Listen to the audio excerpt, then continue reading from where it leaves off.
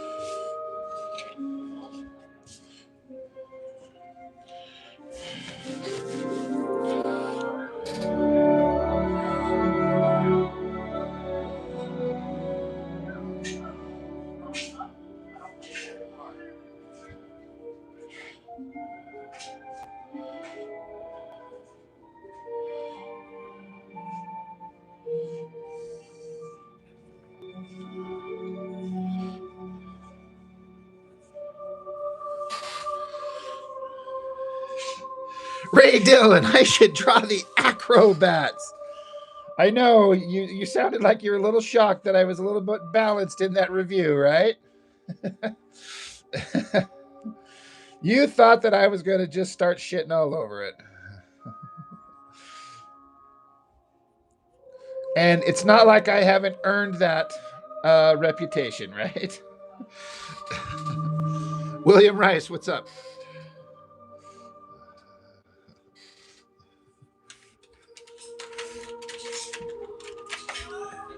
Yo. Can I have a root beer? Well, they're Whitney's. I'm sure she'll say yes, but go ahead. Oh. Just run it by her.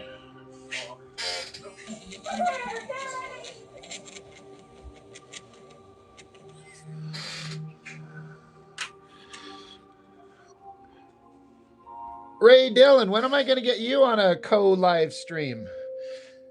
You guys used to do them all the time and kind of got away from it, but that would be a fun thing if you're still there. John Saunders wants a root beer too. All right, you can have a root beer too. My son gets one and you get one.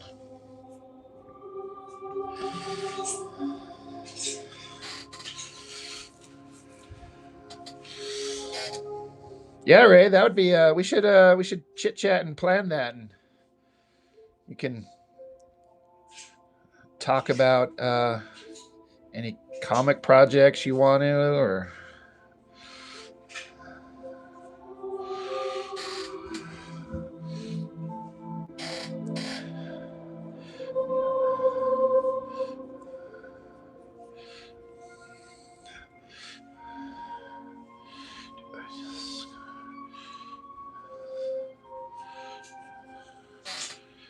yeah, Ray, that'd be awesome, dude. You can we can I assume you're on Instagram, right? I could contact you there and we could kind of work out details of kind of a when and where and how kind of thing.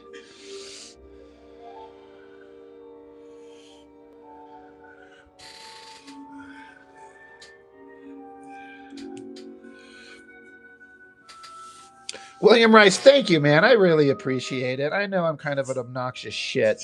Uh, I don't know how I've garnered any kind of an audience, but I really appreciate it. Like genuinely, William Rice, like it means a lot to me. So thank you, like genuinely. Hey, Mr. Ray Dillon, you'll appreciate this. As of yesterday, I just scored a tentative interview with we're all butts with inker Joe Weems. If you know who he is, he inked for Top Cow all over the place and was like Mark Silvestri's primary inker for like 8 years.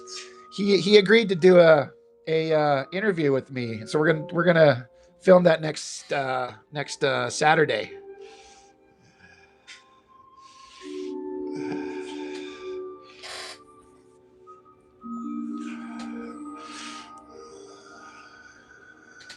Yeah, Ray. He's like, I feel like I can kind of identify his ink lines even without seeing the credits. I may not be 100% on that, but I was just like, he's commented on a couple of my videos, and I just kind of got the balls up to just be like, hey, dude, any chance you'd want to do this?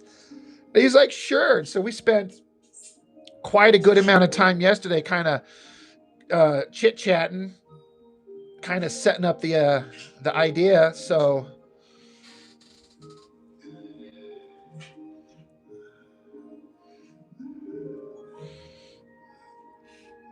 Matthias, hello, how's it going?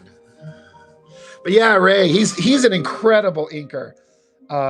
So yeah, I'm really excited to talk to him about his kind of career and his work and um, his ins and outs and ups and downs and all that shit. I'm really looking forward to it. Yeah, he's so good. William Rice, you love it. Keep on doing. I'm here with you all the way. Thanks, William Rice. Like again, I know I just said it, but it means a lot. It really does.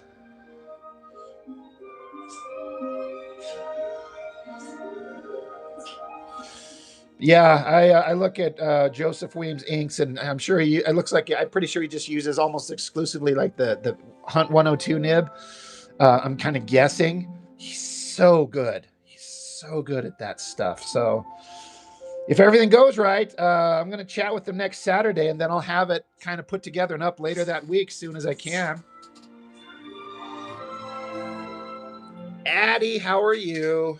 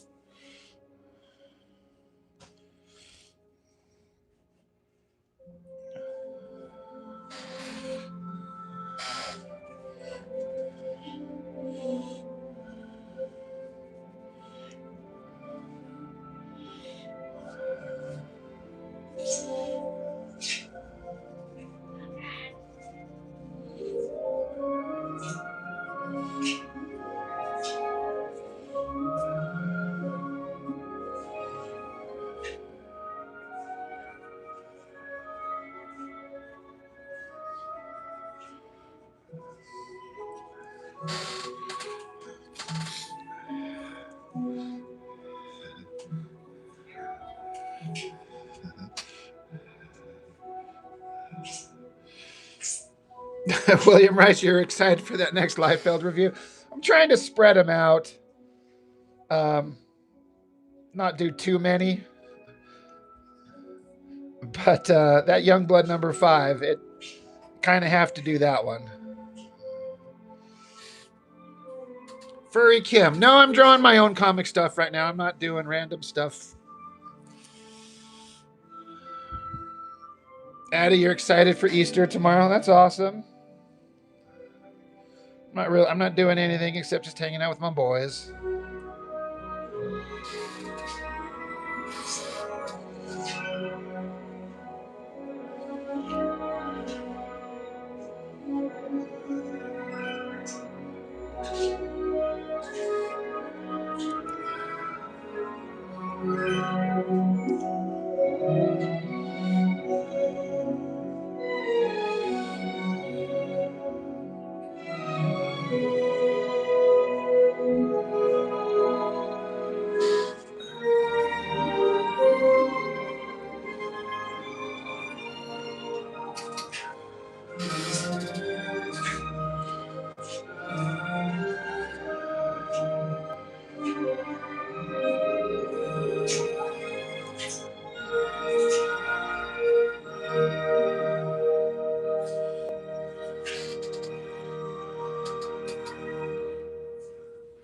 Well, thanks for stopping in, Addie.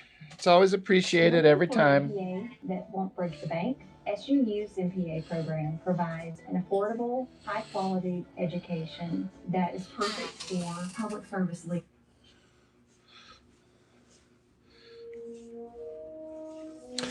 Yeah, William Rice, I'm actually kind of been struggling with this one, and I'm just gonna see.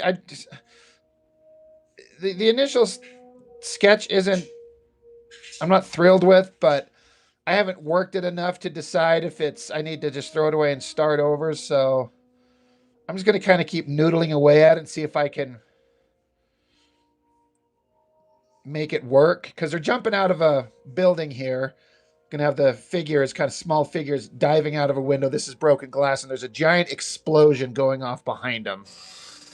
And then they land on the ground down here. But yeah, this one's proving to be a bit of a bitch. So we will just keep noodling at it, and it'll either come together or I'll crumble it up, throw it away, and start over. Thus is the existence of comic art, where you're like, well, I don't know. It might work, it might not. We'll just see.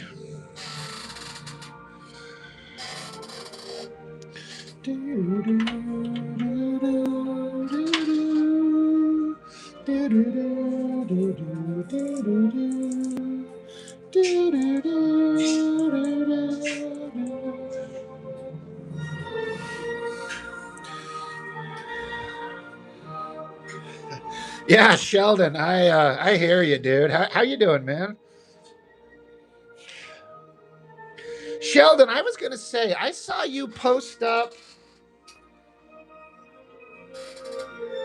I'm fairly certain. Like I think I saw it on Instagram.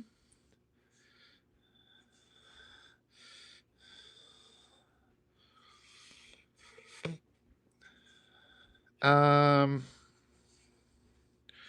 was it? I thought I saw you post up something, Sheldon, and I was like, "Holy shit, dude!" Um,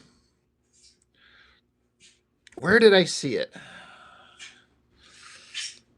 Maybe it's on the Discord.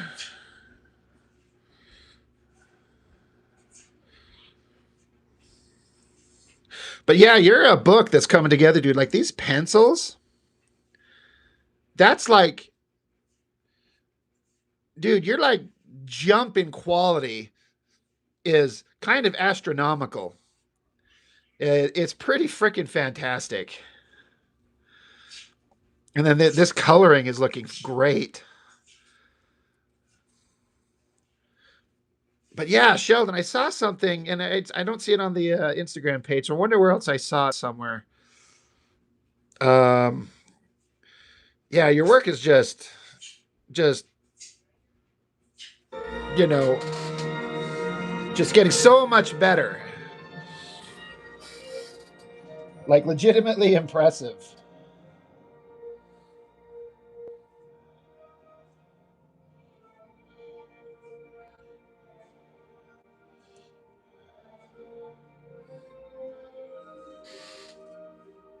You got very lucky finding the colors. Yeah, those colors looked great, dude.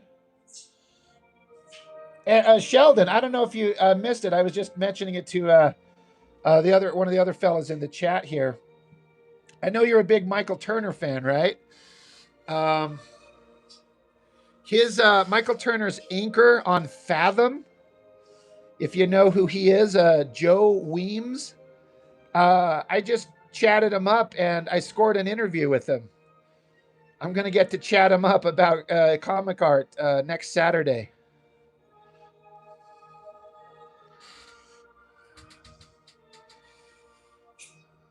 It's Jenny. Thank you. LL River.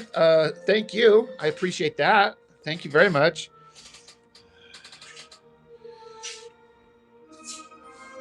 William Rice. Yeah, I do thumbnails. I think I've got some right here. Yeah. Like these are all thumbnails for pages I've already drawn. Like I do things like this.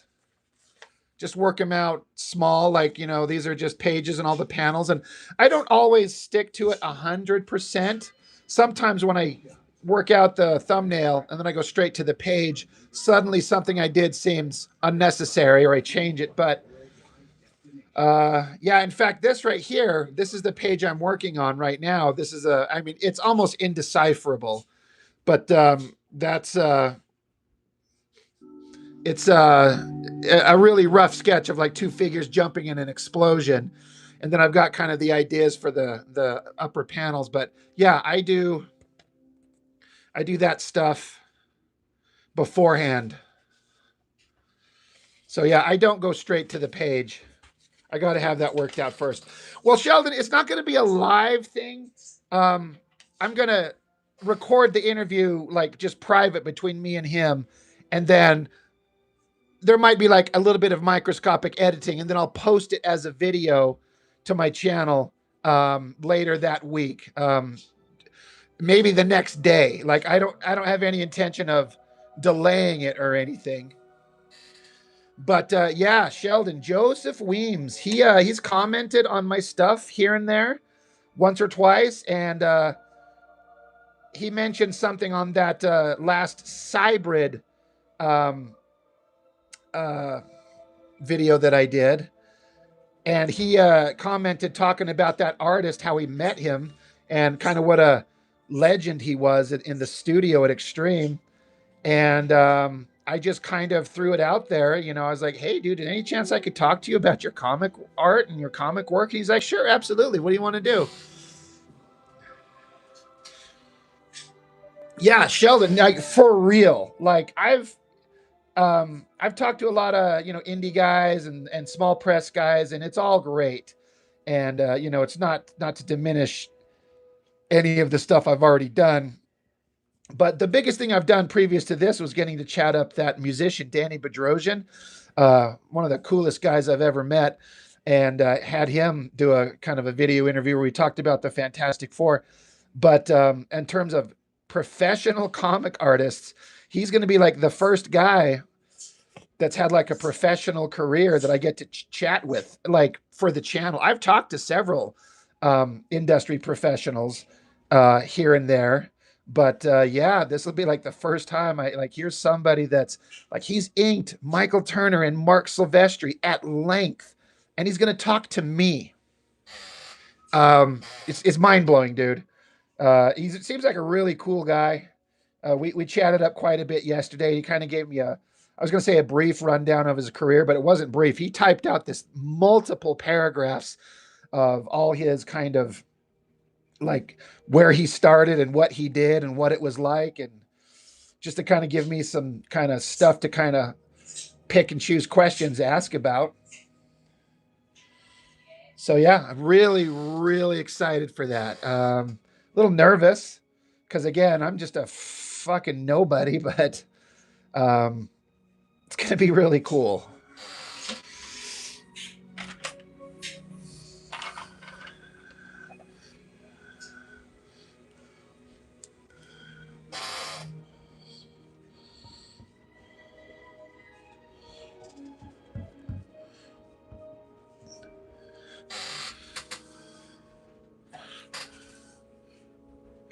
I'm also pondering, well, I'm just gonna, when the time's right, kind of maybe ask him what his inking rates are and see if I can afford maybe getting him to ink something for me.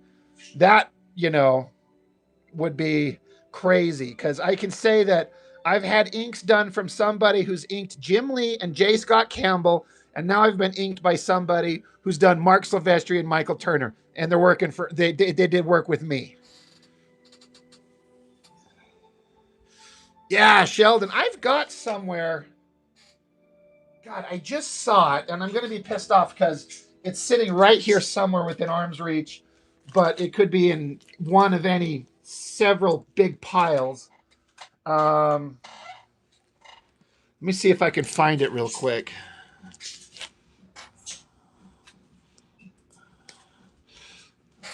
Yeah, William Wright, you're going to try that yourself. Thanks for the info. You're making me want to draw. Hell yeah. Get out the drawing. Um, So I went to my family doctor. He said, "I got neurosis." you retracted your message, but I got the gist of it. Decidedly worse. Yeah, Sheldon, most of your art heroes. He's so good. I'm looking for. I just saw it just the other day. I had it sitting right here. It's a black and white reproduction of Fathom #1.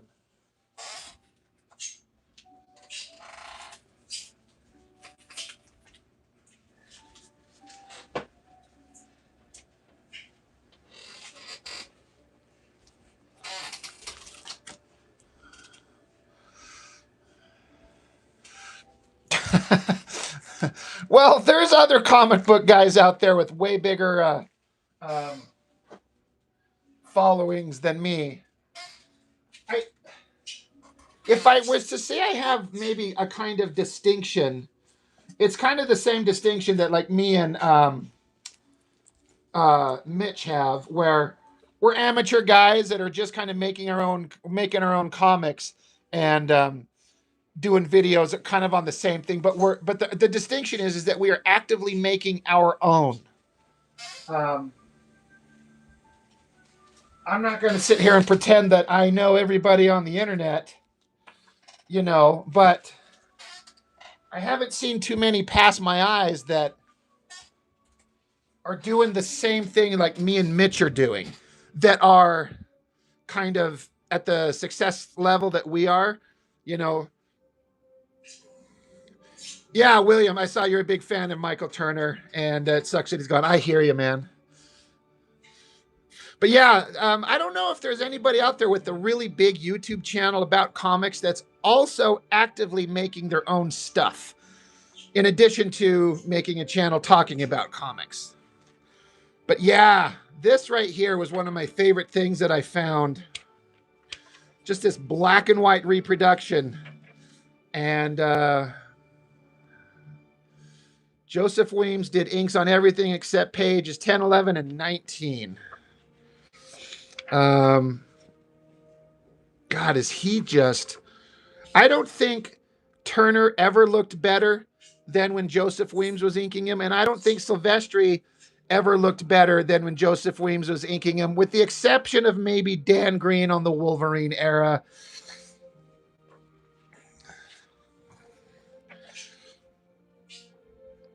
God, is this just...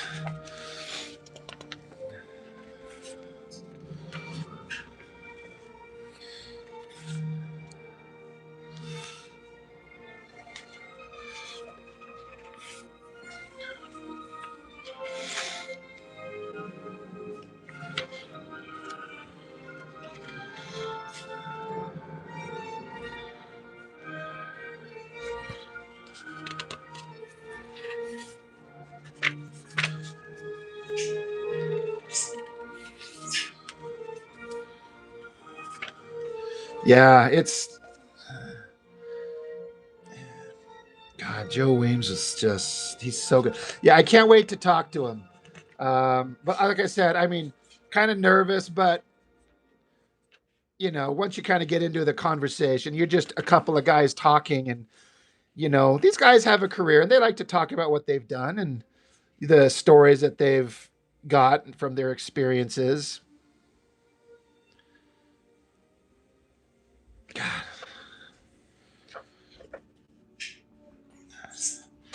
I could sit here and stare at this all day.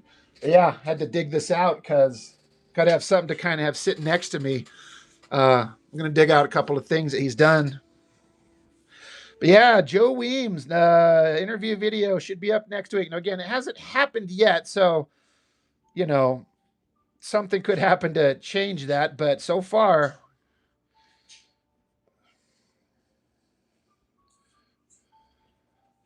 But yeah, I'm going to see if I, depending on what his rates are, I'm going to see if I can't maybe get him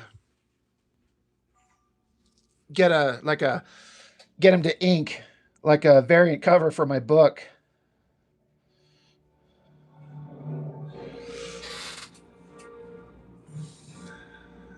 Right, Sheldon, how does he make those long, smooth ink lines? That's one of my questions I'm going to ask him. And I'm sure it's just going to be kind of like, it's just practice, my dude.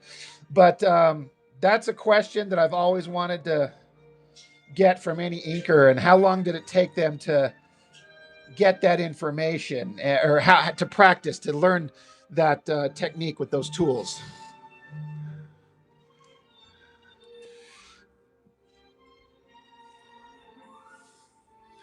Yeah, Ray. I mean, I'll ask him, and it just kind of depends on what he charges, because I ain't exactly rolling in cash or anything like that. But depending on a couple hundred, I could probably swing that. Um, so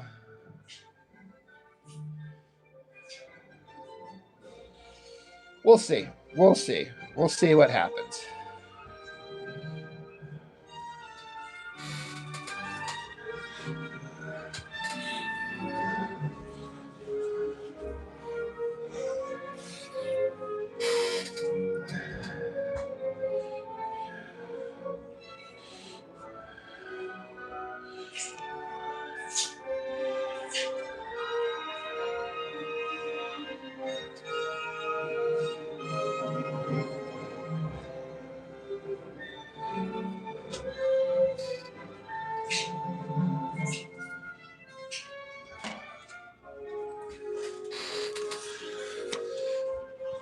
Of course, the problem is if he agrees to ink something for me, um, now I have to pencil something worthy. And I'm like, everything I do sucks. Everything I do sucks shit. How can I pencil anything and hand it over to that guy and ask him to ink my crap? I'm like, oh my God, what do I do?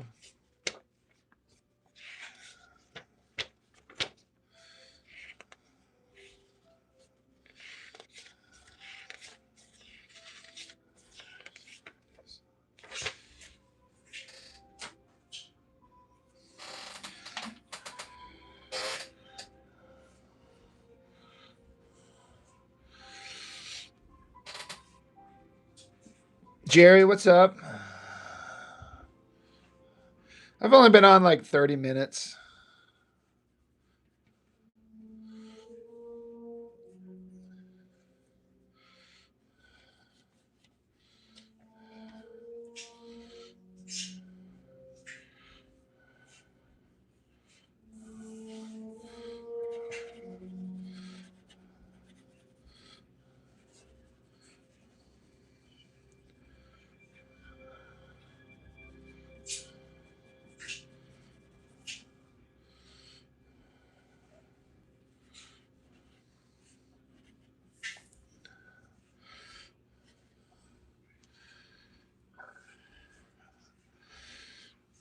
Can you describe Matthew? Yeah, Ray, thanks for chatting, man. Yeah, I'll reach out to you and Awesome. Very helpful.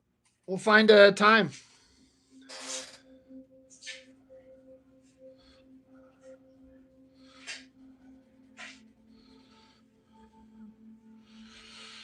Jerry, I'm doing good.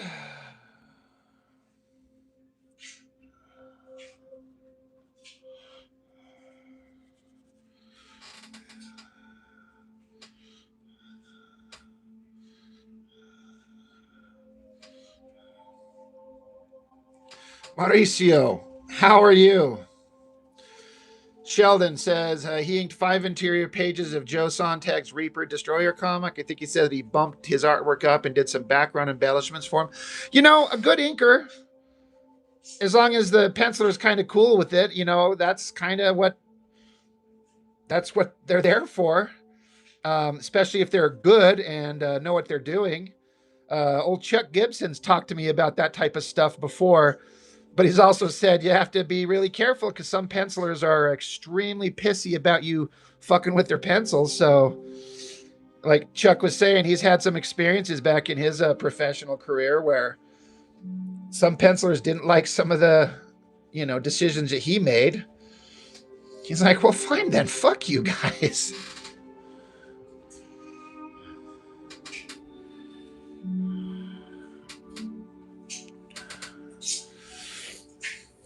Oh, I know, Divine Right. We'll get back into it. Don't worry. Now that I've started it, I got to keep going on it.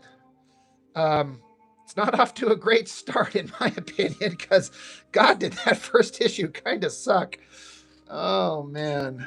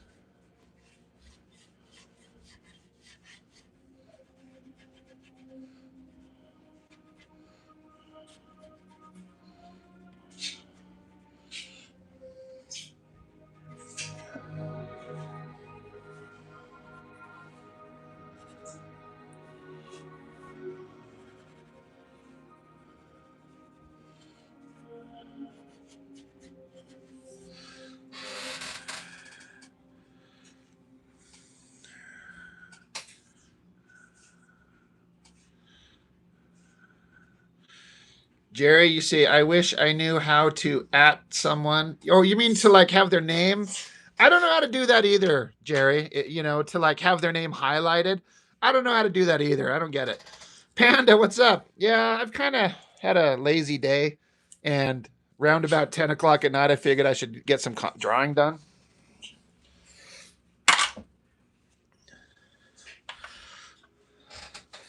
I've got a lot of stuff I need to get wrapped up.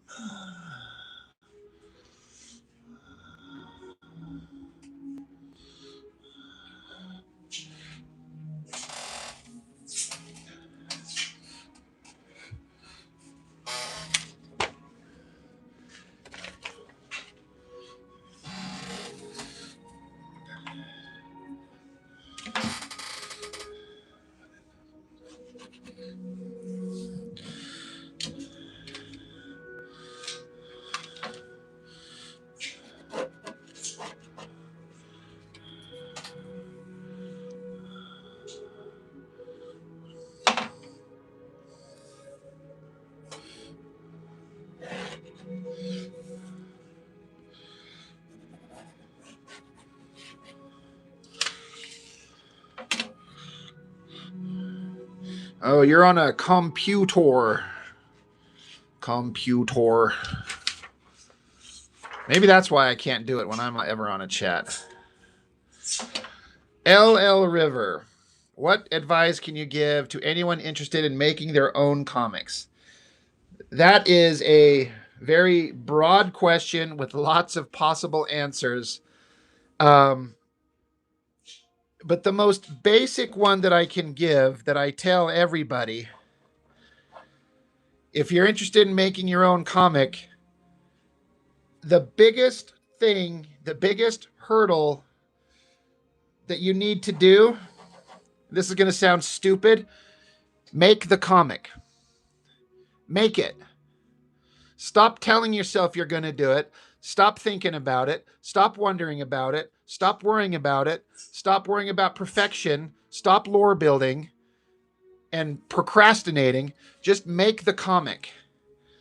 This is what I say to everyone. Now, there's a lot of like other kind of conversations to have in terms of what do you need to learn, what do you need to know, and where can you get printed at, and how do you get an audience for it. But none of that stuff matters if you're not willing to sit down and make the comic book. And if you can't sit down and make the work, then everything else is irrelevant. It doesn't matter. So that's the biggest thing I say. Make your book, get your story, and get going. And then once you get some work done, get on social media and share it.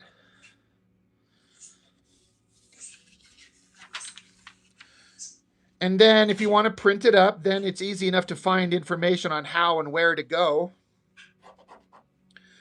But make your book. So that might sound like, yeah, I get it, but you'd be surprised at how many people sit around and talk about, I'm going to do this incredible thing, and they never do it.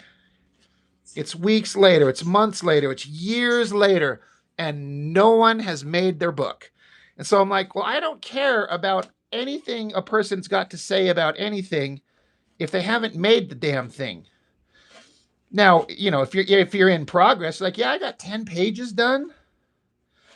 Fuck yeah. And you got 10 pages done in the last couple of months. That's progress. Hell yeah. Keep doing the progress and keep making the book. But stop asking for advice on how to print it and get people to be interested in it if you can't even produce the thing. Panda agreed. And you know what else slows you down or completely prevents the comics from being made? Spending 10 years on conceptualizing and world building. Eventually you have to start that first page. Panda is 100% correct. And he's just kind of reiterating exactly what I was saying. Make the book. And just also remember, it's not going to be as good as you want it to be. You're probably not as good as an artist as you hope you are. But you know what? You could be the best artist, but if you're not making a book, who cares? If you're just kind of an okay artist and you make a book, but the greater artist doesn't make a thing, you're already better than the guy who's a better artist than you because you've made your book, if that makes sense. So, LL River, if you're still there and you're still listening, I hope this all makes sense. A finished comic is better than the brilliant concept in someone's mind. Because I can read it, and you know what? You get some momentum. You just keep going. And eventually, you've got a little bit of a body of work, and you'll be glad you've done it. So, yeah. Stop talking about it and just make it. Now, I'm not saying that to you like, I don't know what your status is or what your interests are, where you've gotten. But, if you've been telling somebody for the last 20 years that you're going to make a comic and you haven't produced one page, you're not going to make a comic. And I've got no interest in somebody's like, I have conceptual sketches and I've got 10 spiral notebooks filled with character backgrounds. Yeah, fuck off. Who cares? None of that matters. Where's a page? Where's page 1? Just like Panda said. Where's page 1? Where's page 2? Get moving on the art and show us what you got.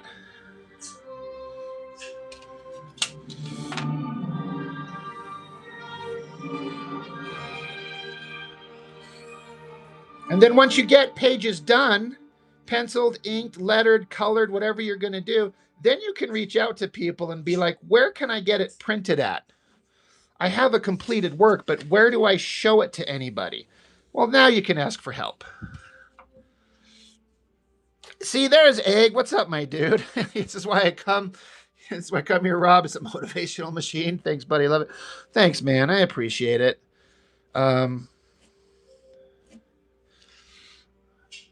You know what, LL River? I was actually thinking the same thing. Just ironically, at that moment right there was some motivational Force-themed Star Wars inspirational music. And I was actually kind of feeling it in the moment. I'm like, make your book. It doesn't matter. Da-da, da-da, da-da. Dude, I was thinking the same thing. Yeah. That's funny. Having the same thought.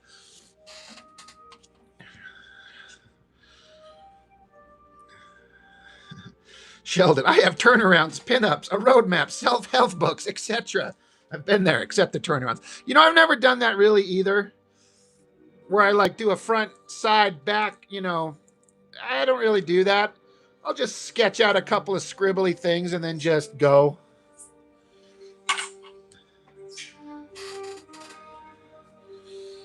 Jerry Gaines, you're sick as a dog. That sucks, dude. I hope you feel better. That's a bummer, man.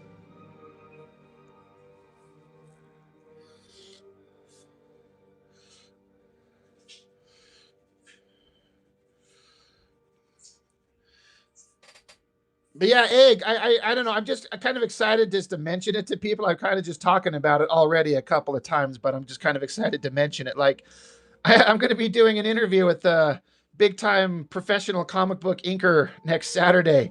I'm really super stoked for that. I had a guy agree to chat me up.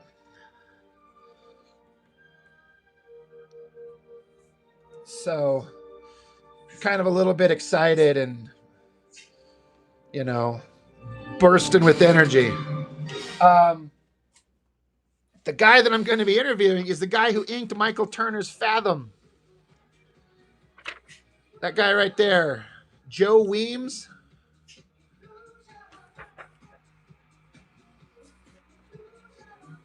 The guy that inked this book. Yeah. Super excited, man.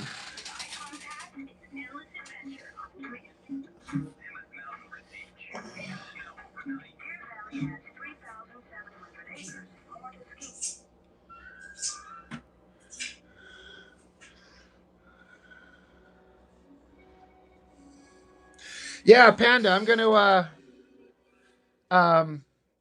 it's like I'm going to do like what I do with any of these, where I'm going to do a live stream, but it's going to be on private, so we can just talk, and then I'll be able to post it after the fact when I can kind of edit around it for whatever little bit I need to do.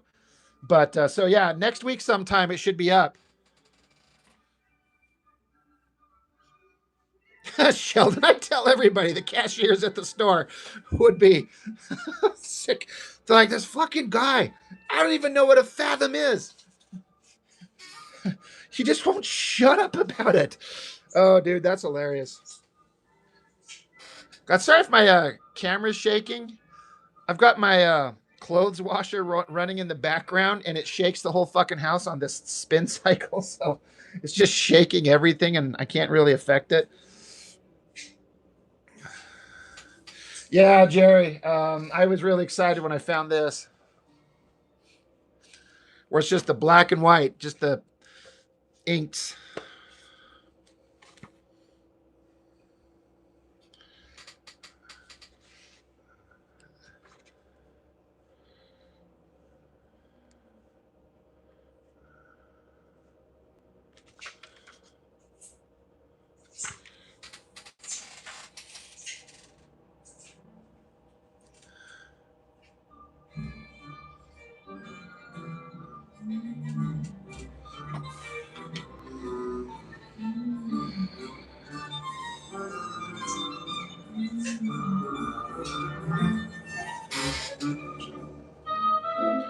Yeah, you like Michael Turner's Pamela Anderson type women? That's a great way to put it.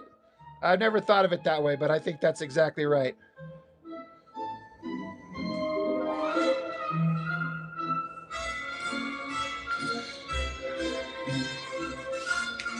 Big tits, tiny waist, big fat DSLs, or the, dick sucking lips.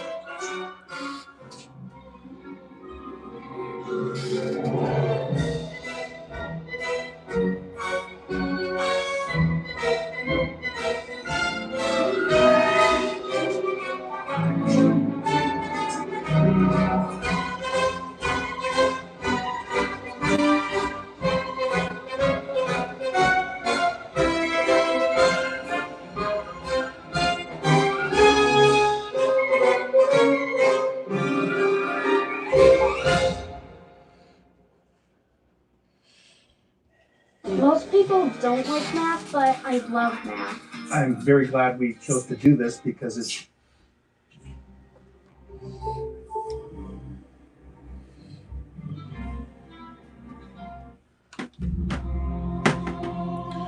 He drew them like 9 heads tall.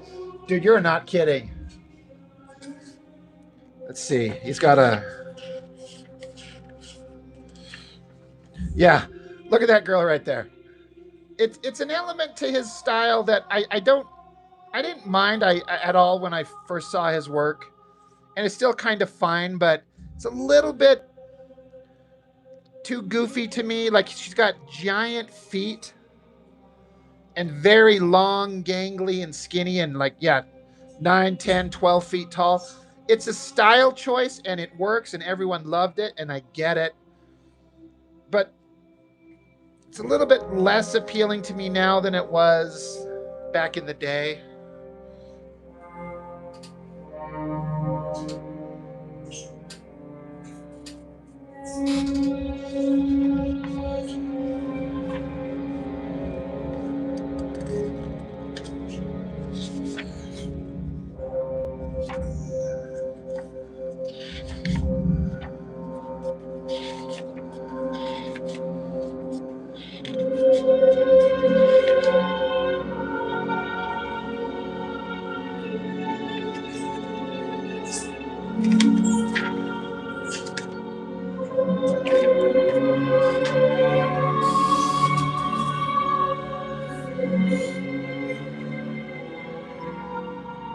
Yeah, they all look like they're over.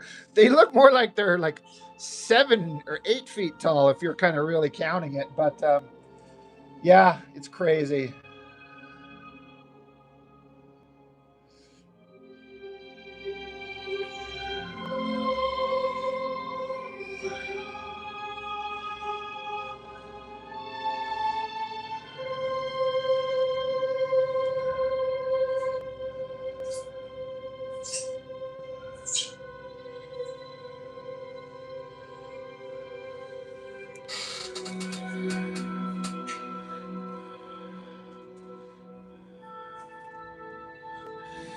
Snake Style. This is a comic from the mid 90s called Fathom. Um, Mid to late 90s. This is just a black and white edition from Image Comics, Top Cow, Michael Turner's Fathom. This is just a black and white reproduction of issue 1. Yeah, Egg, you don't think you're alone? Pam Anderson was a goddess. She was. I'm I'm I'm not I'm not the biggest fan of like blonde, but don't get me wrong. I could certainly find a way to find an appreciation for it. But yeah, Pamela Anderson was. You know what's crazy? She's not that bad to this day. I mean, she's older, she's aged, and that's fine. But she's still kind of freaking god. I don't know if you saw that kind of very mid Naked Gun sequel that they just did. She's still not bad for her age.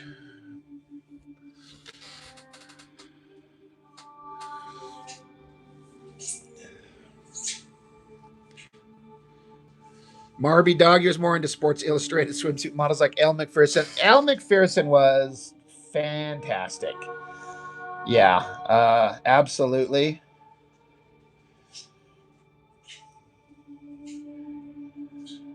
I could probably go on forever about different types of like the ladies that I thought were the hottest ladies in existence.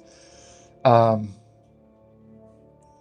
when I saw Salma Hayek for the first time in Desperado, and then when she did that little table dance scene in From Dusk Till Dawn, I was like, that's the most beautiful woman I've ever seen in my life. Like it just that's it. It's never going to be better than her. I was like, holy Lord.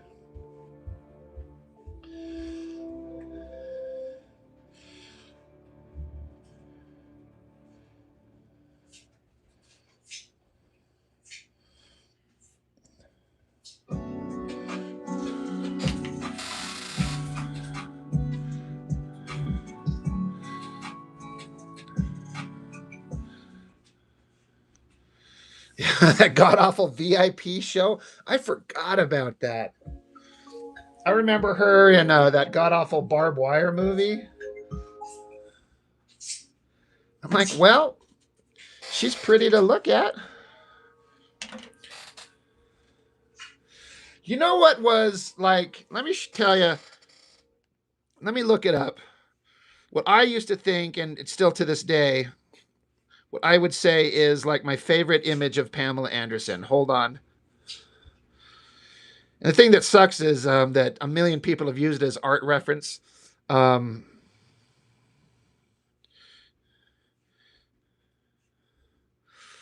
let me see.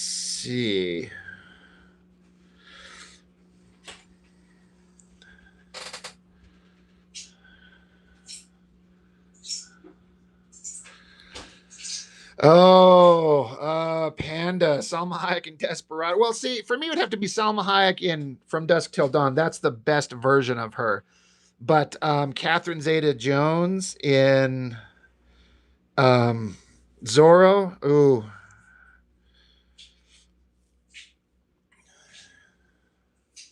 Sheldon, I wouldn't show any movie that shows Pamela Anderson's jugs god awful. There's at least a little redeeming quality, right? I'm still trying to find that one image. I think I could find it anywhere. Um,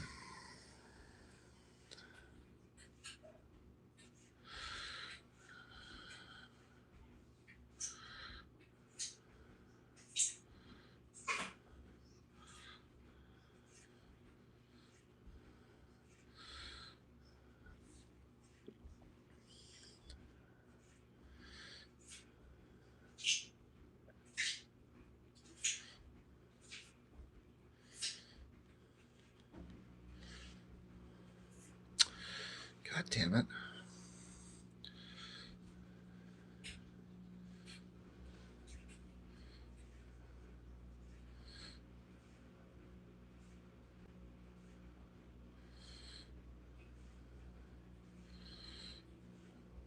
This is fucking pissing me off. Damn, that was loud.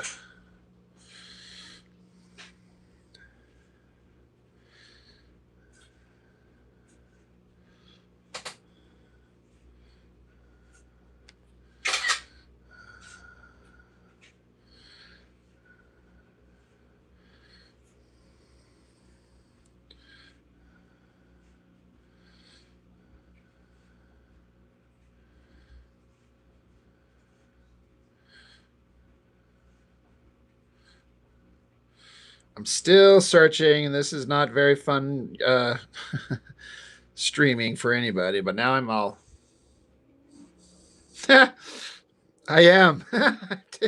You don't want to know what's on my freaking screen here now. It's driving me nuts. I can't find it.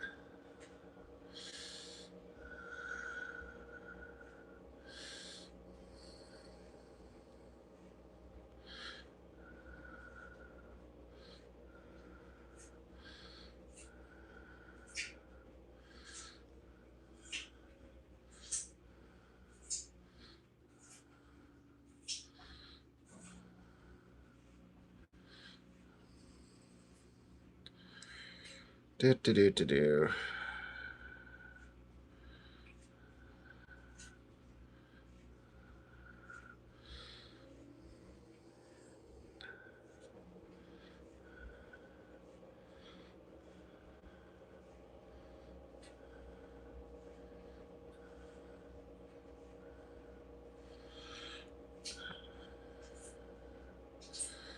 Do, do, do.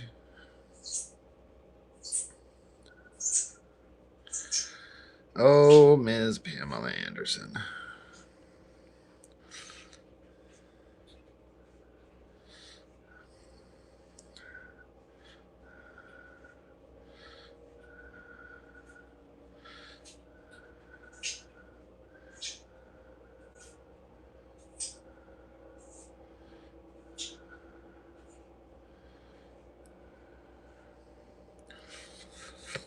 Well, I can't find it, but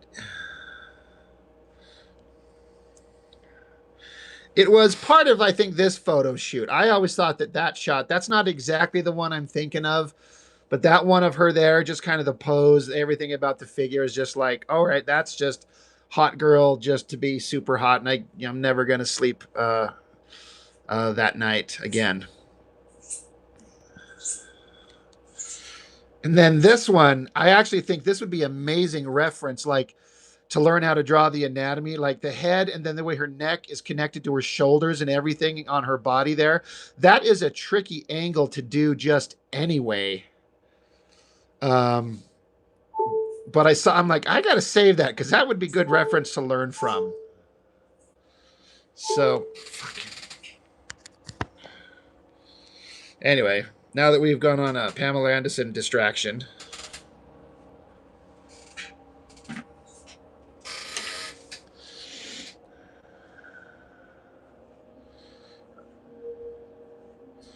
kind of forgot where I was.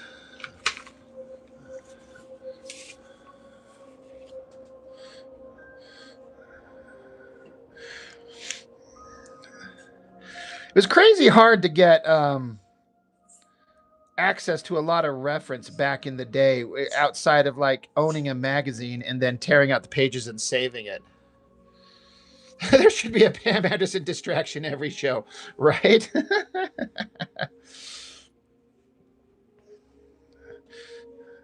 Not going to get a lot of pushback from a lot of people on that. I don't think. Like, and now for our regularly scheduled Pamela Anderson distraction moment. People be like, all right, this is the best part of the show.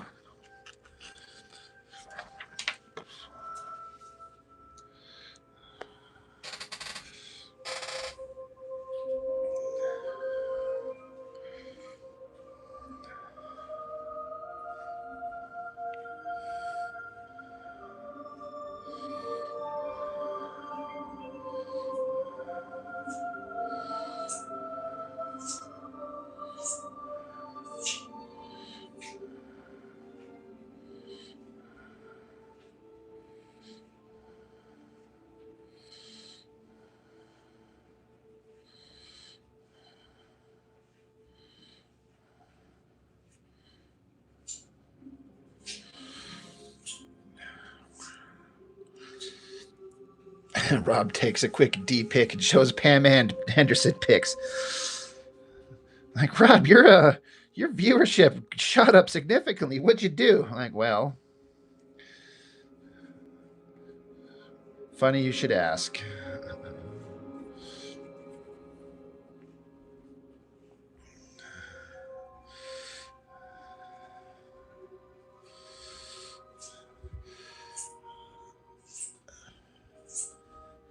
Yeah, right. I just had to stop following Rob because he kept showing too many photos of sexy, iconic half-naked goddesses.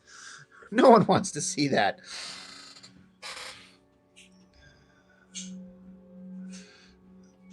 Oh yeah, Egg, you're 100% correct. Like it's good to be able to pull out reference and we can't pull everything from our minds.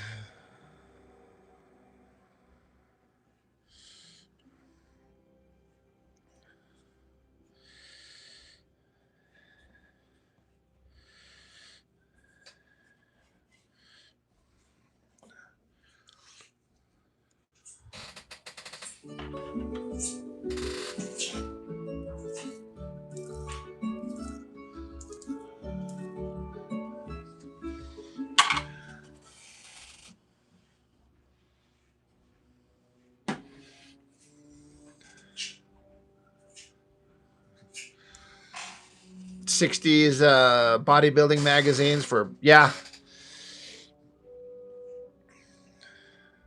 wonder if those are different in as much as maybe they're a little bit less hyper jacked than kind of modern bodybuilding shit when these guys are like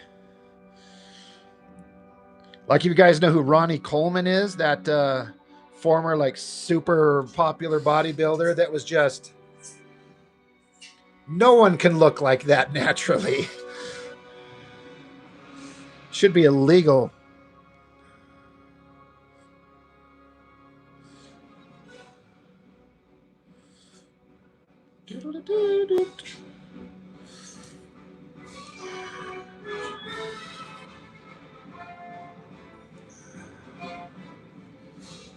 Lightweight baby, Ronnie Coleman.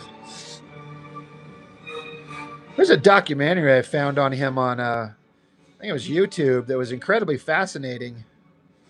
That poor guy is all fucked up now. But how could he not be doing that to his body? Yeah, he was the champ, but at what cost, sir?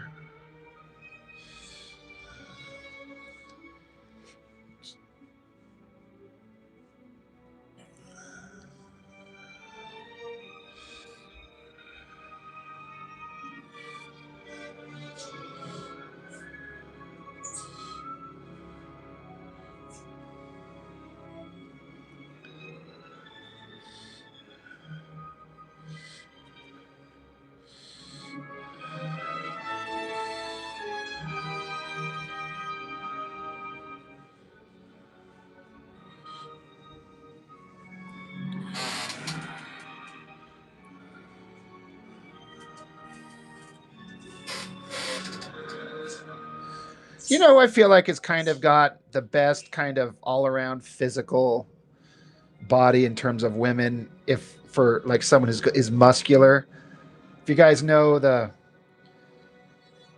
social media influencer Lean Beef Patty, if you know who she is, I kind of think like she has nailed like the perfect balance of muscle and femininity. Like she's pretty smoking hot.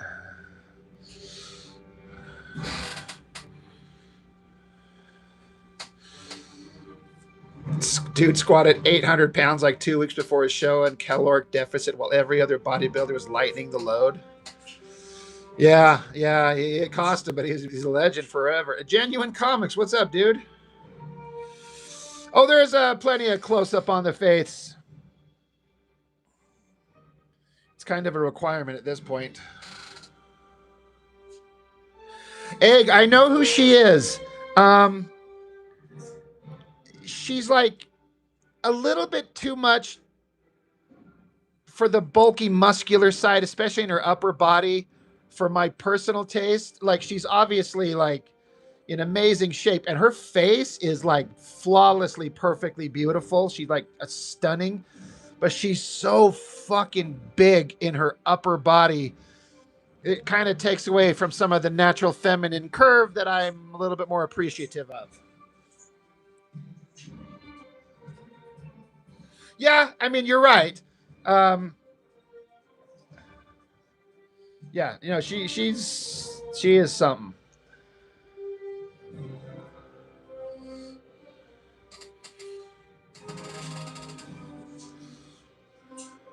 Yeah, Panda Lean Beef Patty is great because she's in great shape, not gross, but she has those nerdy glasses. Man, let me stop being a married man over here.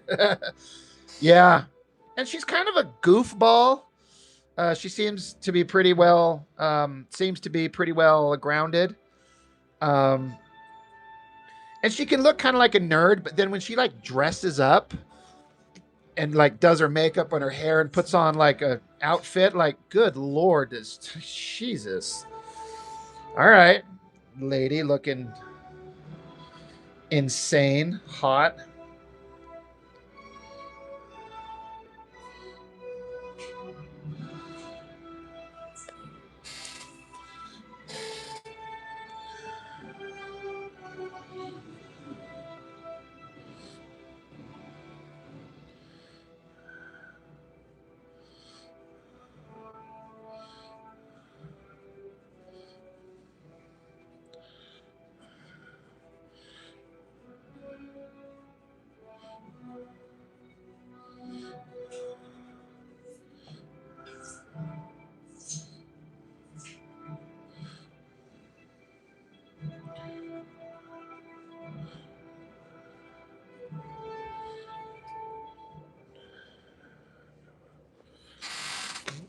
Grounded lean beef, huh?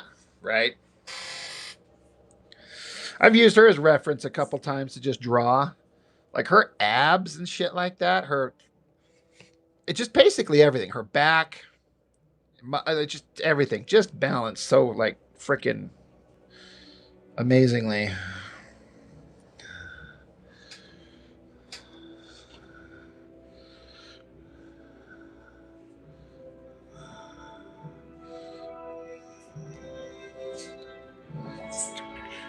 Yeah,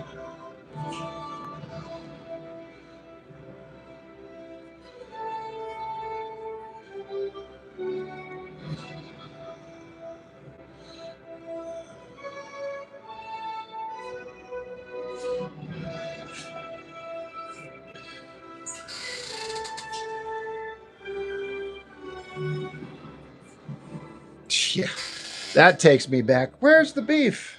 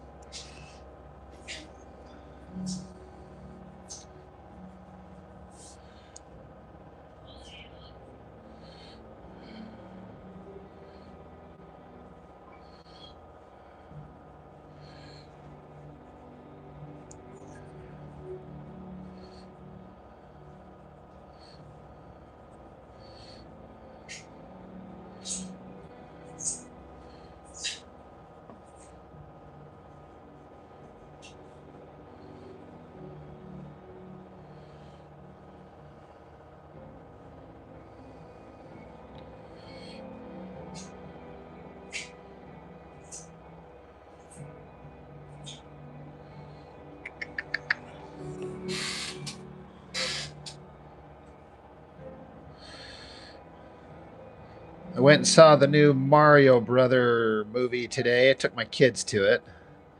I will not be going back to see that one. But I am also not the target audience. But my kids loved it. But my ass fell asleep in it. I kind of dozed off in it.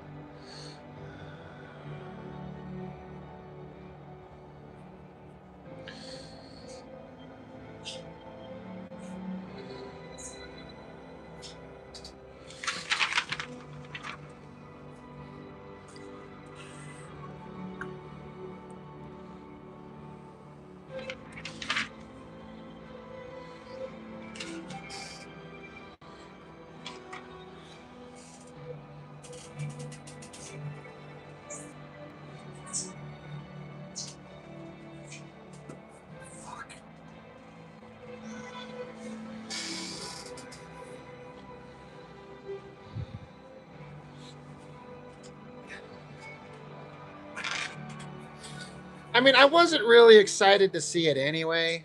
I saw the first one. It was kind of cute. It's fine. And this one is kind of cute. It's fine. But I don't know. I don't feel like this is a movie that's made for like some movies you can tell it's animated, but it's made for all audiences. Like not just like it's rated G so everyone can go see it, but like they're not just trying to make something for children. This is something like there's something for adults in there too. I did not quite get that vibe from this one. It felt like it was more just for kids. And just didn't hold my attention that well.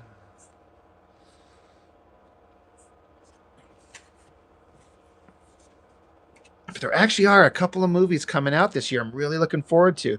The next one is that Michael Jackson movie. I'm actually super stoked to go see that one.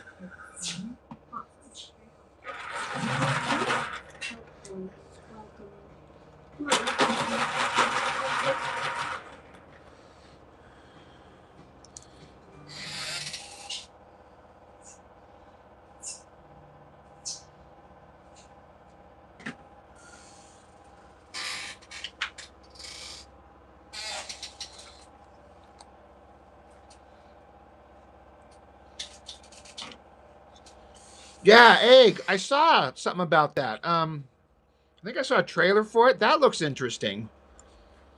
Um, so I'm looking forward to that. The Michael Jackson one, the He-Man one, Dune Part 3. Super looking forward to that one.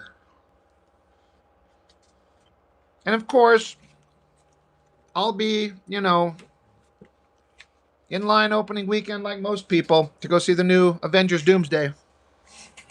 See if they've completely fucking ruined it.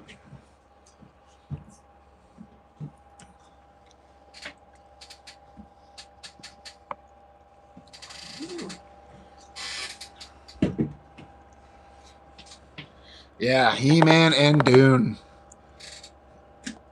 Couple of movies made in the 80s that ate shit that they looks like one they're going to finally get right, and two, the Dune one, they definitely got right.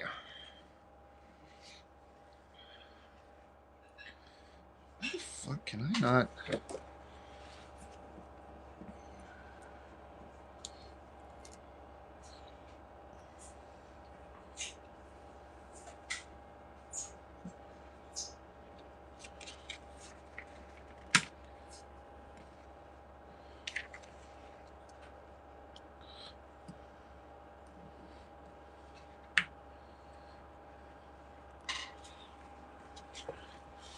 You gotta buy an AMC membership again. I just was kind of thinking about it back in the day, back in the mid to late 90s when I was old enough to kind of go to movies on my own. Um, and then when I was a young adult and all that shit. There were times when, like, every summer, there was, like, so many big, awesome movies coming out I could not wait to go to. And the lines were packed to get inside it. Everyone was going to see fucking movies, man. Now, the way we consume entertainment has changed with giant flat screen TVs and sound systems and streaming. You can just do it at home, but for me, there's still something about going to a movie and seeing it on the big screen for the first time. I don't want to see a big movie I'm super excited to watch. I don't want to watch it at home at my house because I'll know I'll get distracted and not pay attention.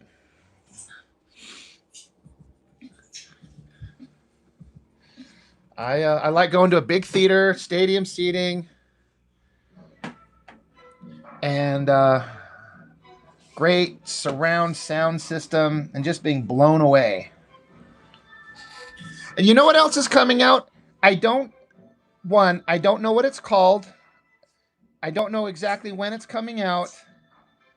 All I know is that Steven Spielberg is making a movie, and John Williams, the composer, is coming out of retirement to do the music for it.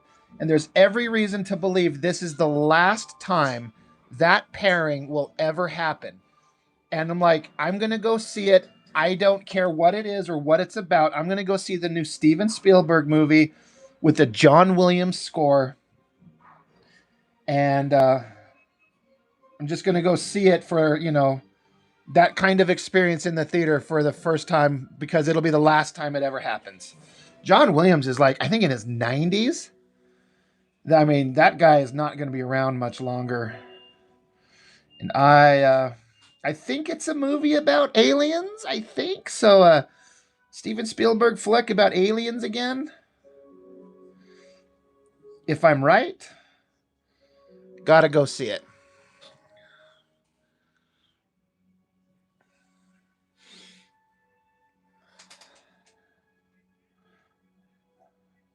And Spielberg rarely disappoints. So even his lesser shit is still pretty freaking good.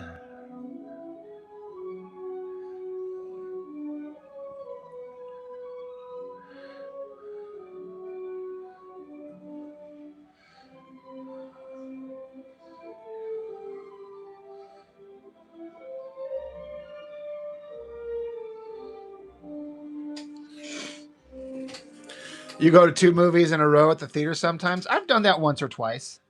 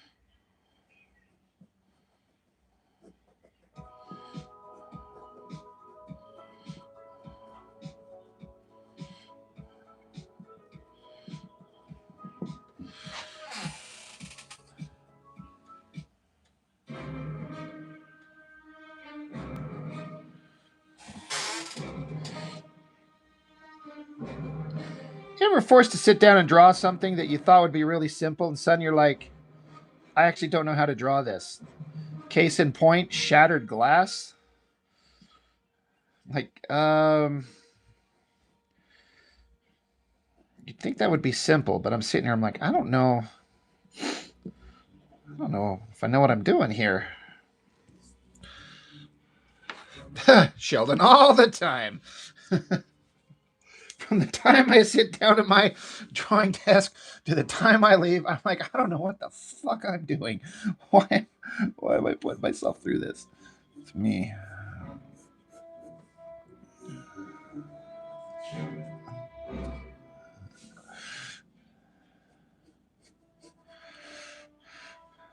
But yeah, specifically, like, this should be easy. Shattered glass. Yeah, that's, come on, it's just shattered glass.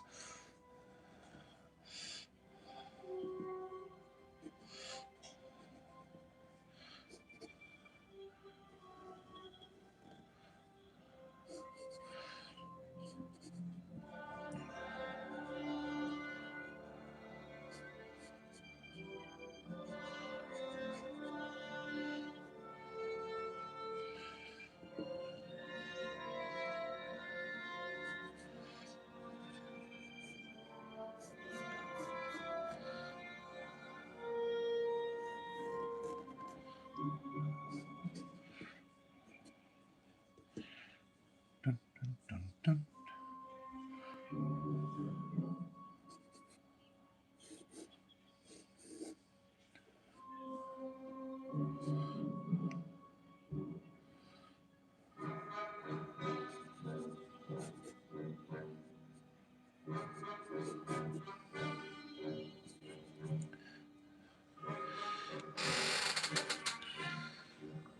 And every single panel from Mailbag, man, why did I decide to put myself through this torture? Why couldn't I have been a sports ball pro, right? I'm trying to work out a method of covering things with dialogue balloons and maybe a smash sound effect. See? Yeah.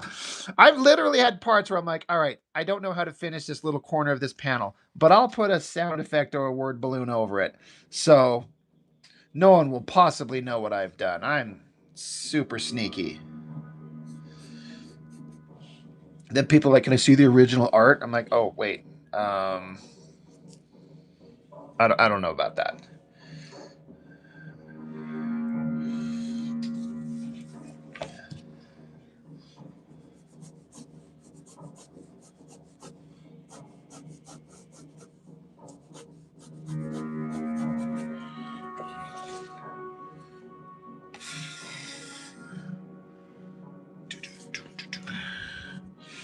Yeah, it's a common thing, right? But do you ever look at other artists and just go, you know, they must sit down and not have this struggle? I'm like, does Jim Lee ever sit down and just be like, fuck, I don't know what I'm doing? Or J. Scott Campbell, Adam Hughes, Mark Silvestri. It's like they've been doing it for so long. I feel like they'd have to have a solution to almost everything because they've had to work out solutions to almost everything when they have such long careers. And I'm sure they'd be like, no, kid, stupid. It's not that easy.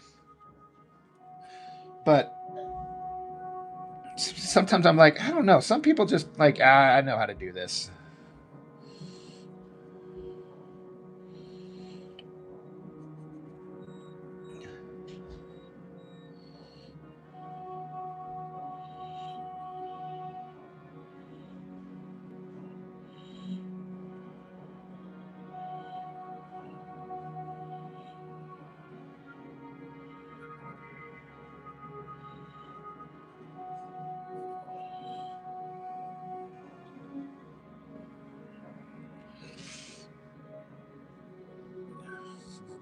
You dialogue all over your thumbnails. Is that like a sex thing?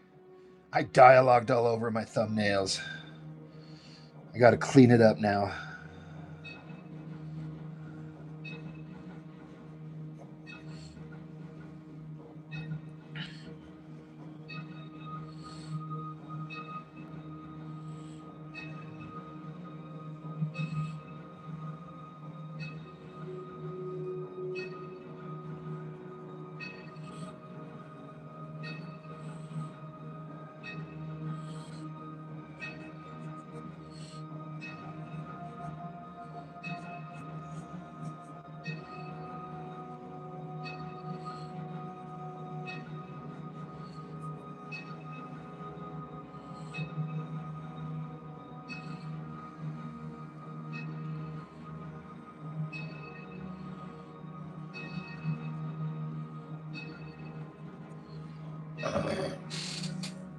You dialogued when you were showing those Pamela Anderson pics.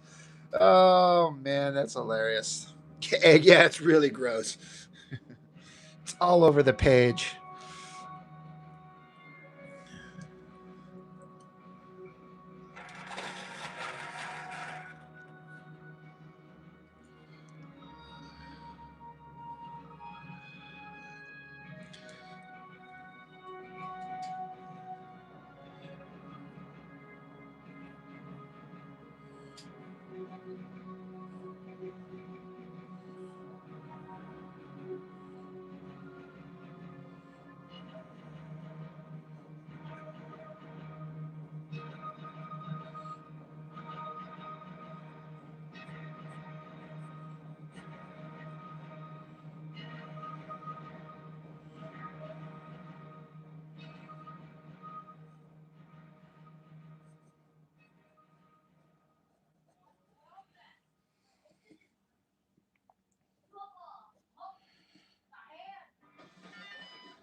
Big shots and fresh tracks.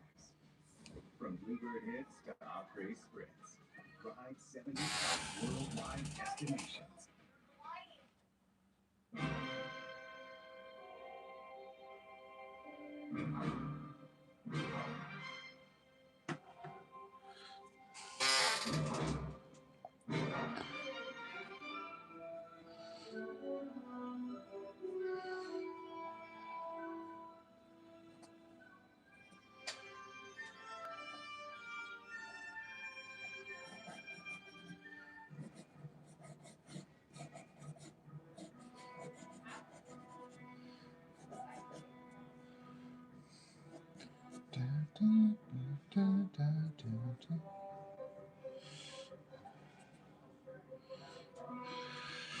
God,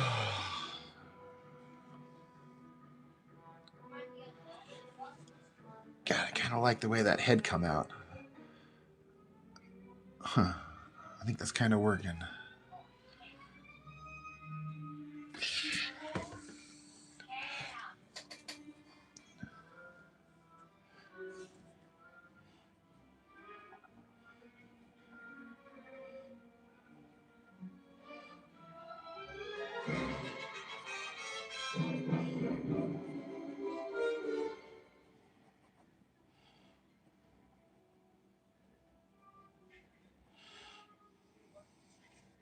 Hey, you artists out there, what do you have the hardest time drawing?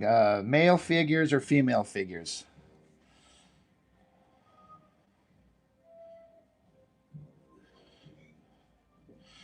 I mean, they're obviously both a huge pain in the ass, but it's like, do you find that you are able to do one better than the other? Female, yeah. Is that the general consensus with anybody else? I'm going to kind of guess that it is.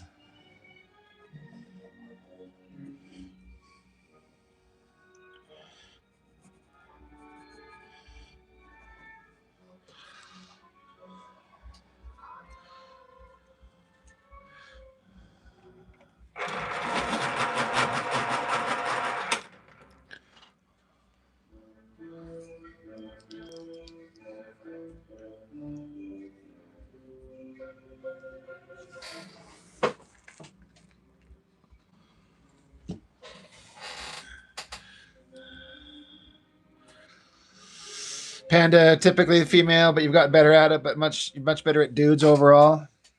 Yeah, I kind of agree. Well, for myself, like I feel like I'm the same. For me, my struggle with drawing female figures is because I want them to look as good as like Adam Hughes or Mark Silvestri, my favorite artists. And I'm like, I'm no good at this. What is the magic secret that I'm missing?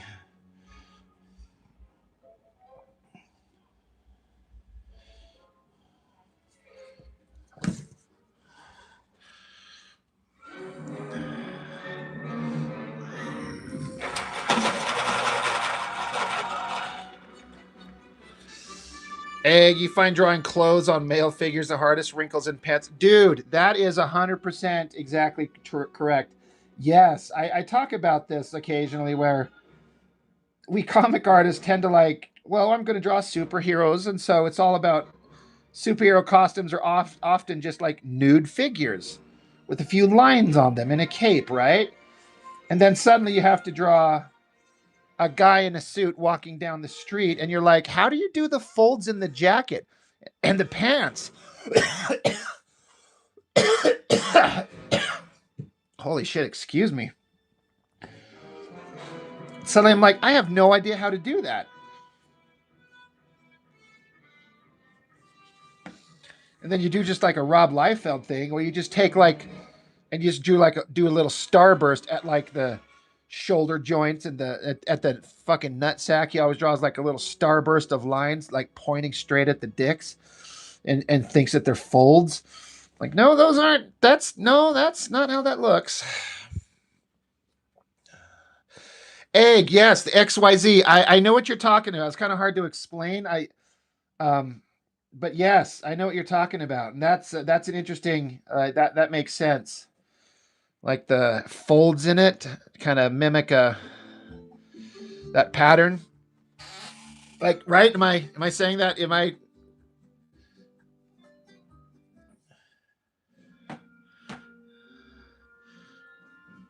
Yeah.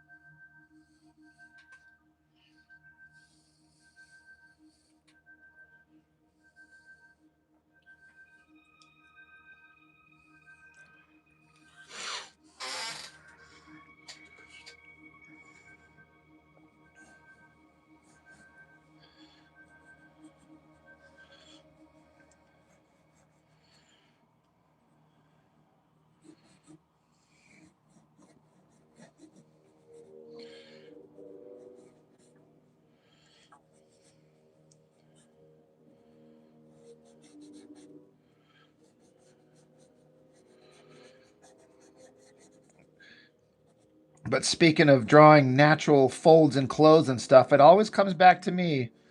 I feel like Silvestri does it so good. He's kind of the best at that out of like all those image guys and just almost any other artist. He's at least as good as all these other artists. And you know, I'd stack him up against anybody.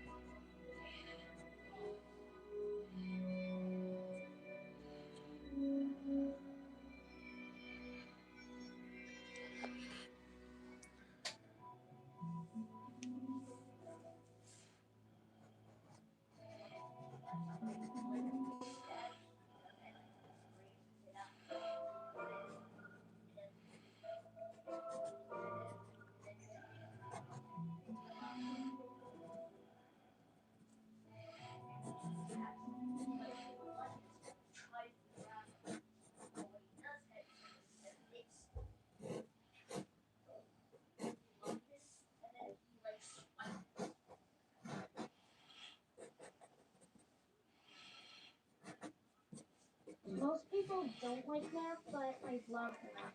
I'm very glad we chose to do this because it's really accelerated their learning in math. Math is a key component to success, to life skills. What is a superhero movie I like but everyone hates? I actually have a really easy answer for that. The Jennifer Garner Elektra movie. Like, honestly, it's not the fucking train wreck that some people want to make it out to be. It's not a good Elektra movie, and it's not a mind-blowing movie by any degree. But I'm like, it's not that bad. It's kind of forgettable, but it's got some interesting stuff in it. Like, I actually can watch it and kind of like it. Um, but yeah, I kind of like the Jennifer Garner Elektra movie.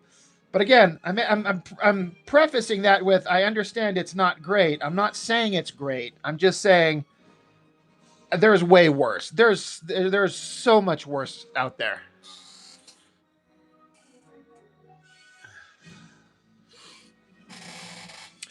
You know, Egg, I kind of feel like the Dolph Lundgren Punisher is kind of not it. I think it's kind of gotten some respectability, but that's probably only through like the nerd community. Um,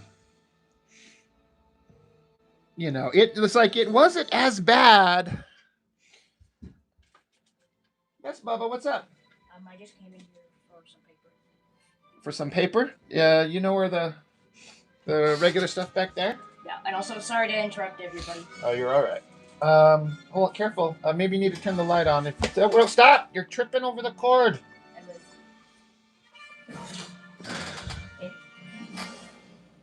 Sure, that's fine. Don't trip over the cord. Okay. Good job. And also, everybody pay your taxes. My son wants everyone to remember to pay your taxes. But yeah, the Dolph Lundgren Punisher movie, like I get it, it was not well received. You know what all they had to do to make it work a little bit better for the nerd community was just put the fucking skull on his chest. Like, it's not that hard. I think they were like, that's too comic booky. People won't like that. Well, guess what? It kind of ruined it for some of us. It's not hard. Put the skull on his chest.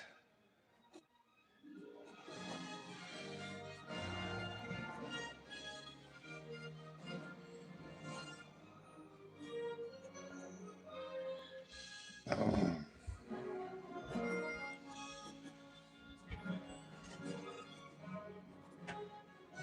Yes, Bubba. I forgot to get a pencil too.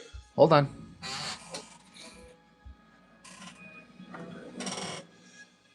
Turn on that light. Everybody prepare for a flashback. Just turn it on. Thank you. Here. There you go. There's a good pencil. All right. Light off. Thank you, son.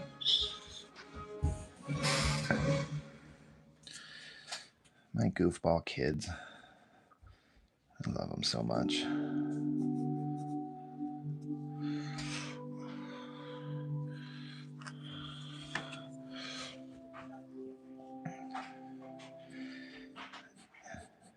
I guess it depends on what you mean by a non-superhero comic book movie. I mean, are the Turtles a superhero or not? I think the original 90s, whatever, 90 or 91, whatever it was, Ninja Turtle movie is actually pretty fucking amazing. It's one of my favorite movies of all time. The Crow, the Brandon Lee, legitimately good.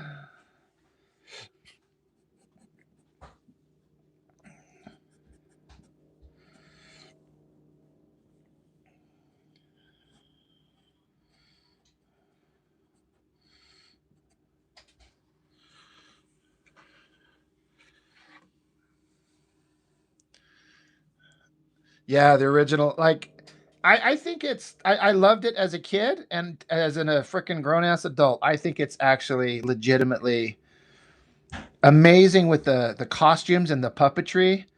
And then I actually like that it has a theme that I actually appreciate. Like, it's about family, you know. These young turtles lost their father. They're kind of lost without him. And then all those like punk ass kids that are like lost kids and they kind of get found by this criminal organization. There's that kid Danny, and he's got that estranged relationship with his father, the Charles guy that is April O'Neil's boss. Like, there's a strong theme of family running through it. I'm like, this is great. They're actually saying something. It's just not about turtles punching monsters. um, And that scene when the turtles, like, they get their asses kicked, they lose Splinter, they're at the farm, they're lost, they're scared, they're sad, they're confused, and then they sit down and have that little spiritual thing where they conjure up the spirit of Splinter in the fire, and he just gives them a little motivational speech, and the turtles are sitting around the fire. One of them's crying. I'm like, oh, so good.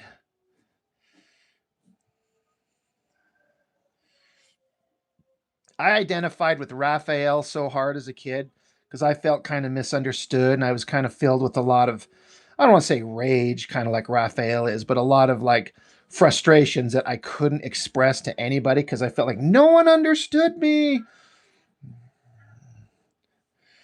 And Raphael just being this kind of like outcast, so to speak, amongst his brothers. Because I had an older brother. I'm the second oldest of five. And I always felt like at the time that my older brother, it felt like he could do no wrong and I could never do right. I was always wrong. I was always in error. He always just excelled. He was the better looking guy. He was easier to interact with the common folk, and I struggled being a shy dork nerd. No one understood my kind of interest in writing and drawing stories. So I felt like I'm like, Raphael is me and I am Raphael. It all feels kind of stupid as you grow up. You get older and you're like, yeah, I was really worried about nothing. But it's real.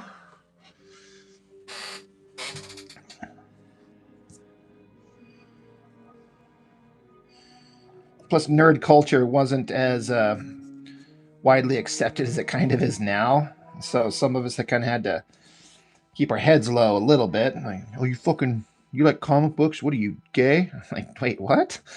What the fuck does that have to do with anything? But then you're lucky to find your people. Like, oh, these people get it.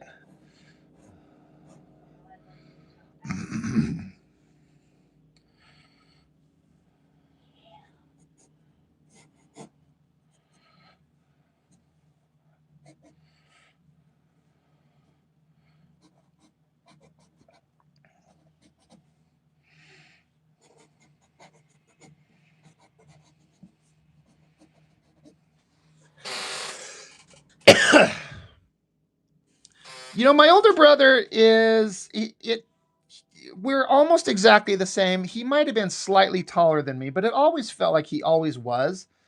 But I don't think that's actually true. But okay, so here's where my confusion is. Let me clarify. He's a year and a half older than me, so he was always taller than me because he was older than me. But as we kind of matured and peaked, I think we ended up at the same. Um, God, even one time a couple years ago, my older brother was kind of standing in front of me. He's like, "Motherfucker, are you taller than me?" I was like, "I don't know." I'm like, well, "Am I wearing shoes and you're not? Am I just standing up straight and you're not?" But at the time, just because he was older, he was always taller. So he's always seemed, there was that too. He's always taller. He's more handsome. He's on the debate team. So he's a fucking asshole and likes to debate people. And they were a bunch of egotistical shitheads that thought they were better than everybody. The fucking debate squad. Bunch of punks.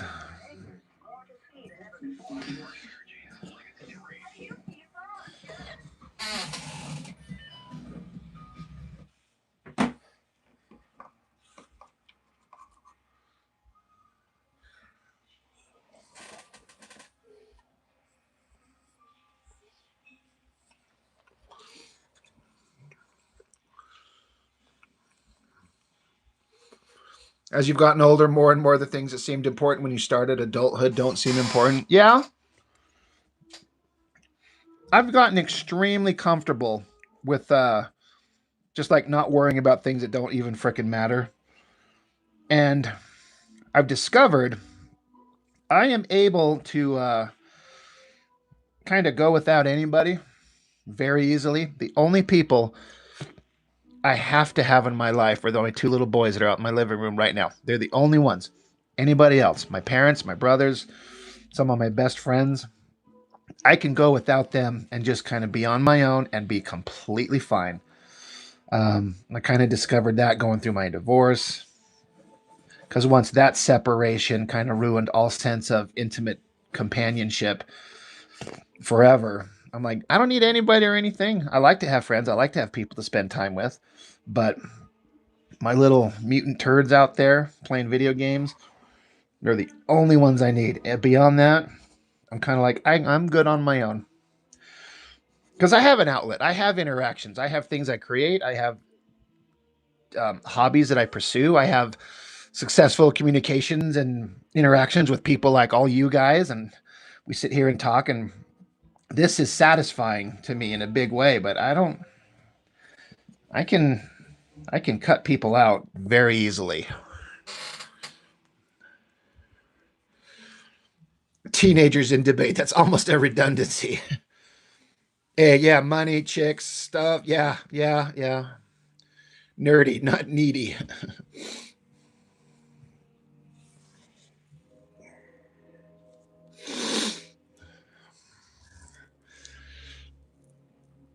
I am cool with dialoguing all by yourself. I mean, it does help to have some assistance to solve that problem.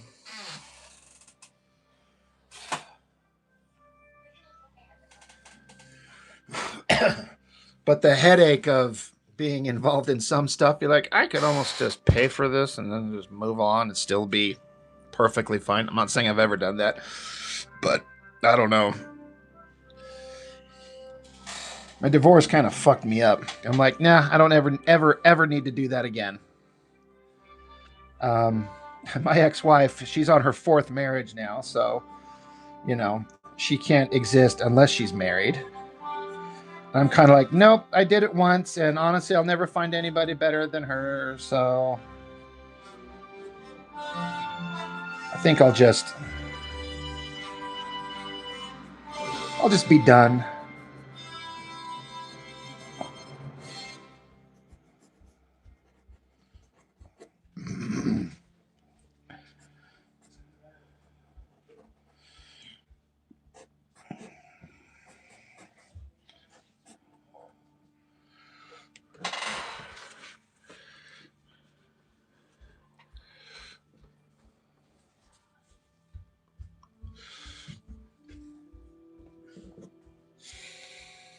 You're trying to be more caring about people, but it's not my natural state, right? Like, you know what?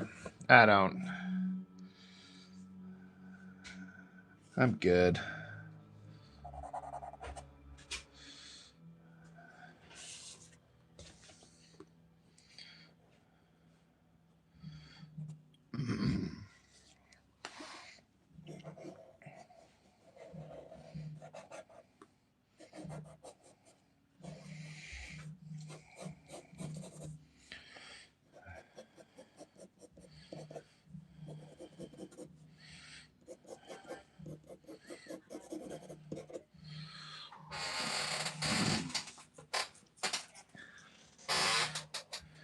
You know, but also at the same time, it's nice to be cared for. And it's fun to be in a place where you can care for someone and offer comfort and advice and assistance when you can. Because, you know, for people who've been through it when you needed help and you got it when you really needed it, or you didn't get it when you really needed it. And so you can kind of recognize when someone else maybe really needs something.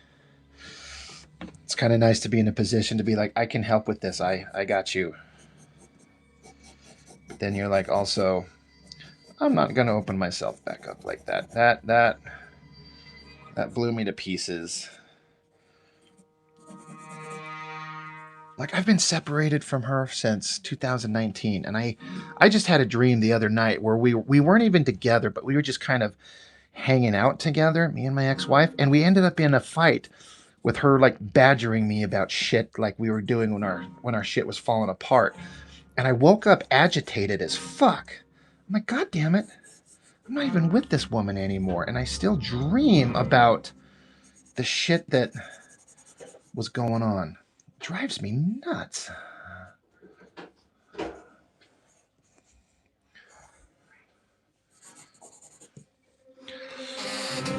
Yeah, nightmare, right? That's basically it. Like, God damn it.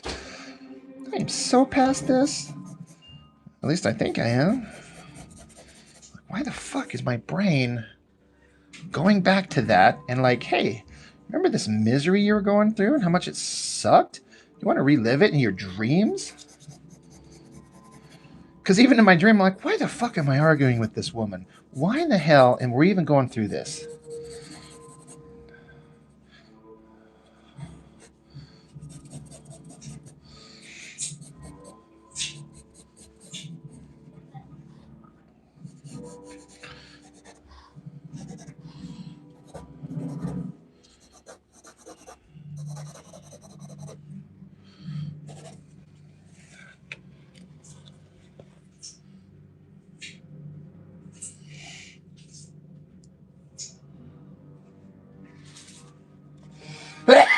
Holy sneezy shit.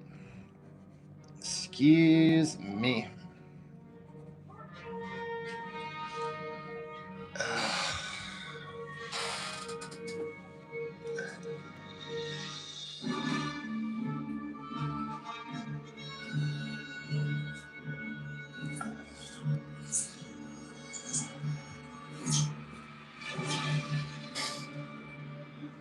Cody, is that my buddy Cody? Is that my my former roommate Cody? Jedi Master Cody?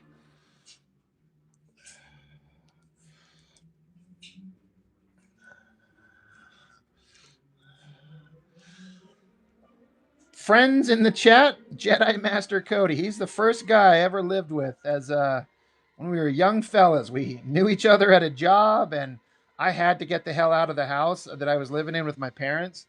I was like, Cody, you want to get an apartment together? And he's like, fuck yeah, I do.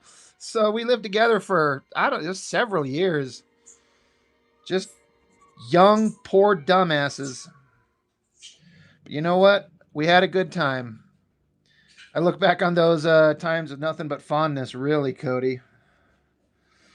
We're just young kids trying to get laid and not succeeding and budgeting our very, very limited income.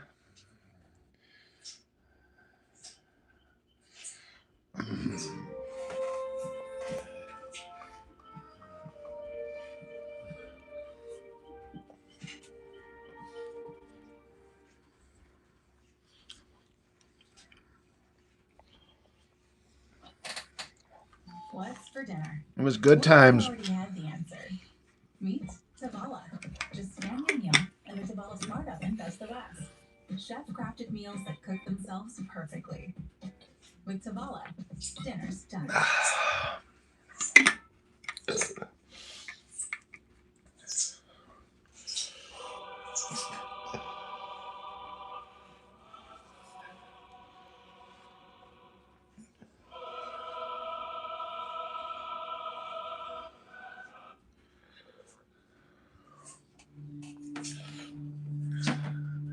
The good old days. The all or nothing days.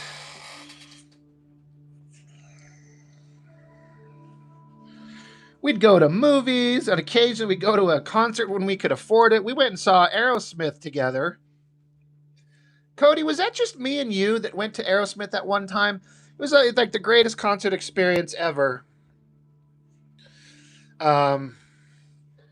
Because it was Aerosmith, right? And we got floor tickets that were dead center because there was no fucking mosh pit at an Aerosmith concert, right? They have like fold out seats right up to the stage. And so we were dead center, third row back. So essentially right there, right up front to see Aerosmith. And there were like chicks up front with their tits out. The actor Lou Diamond Phillips was right there up front with Dina Meyer, the other actress from like Starship Troopers. They were right there because they were in town.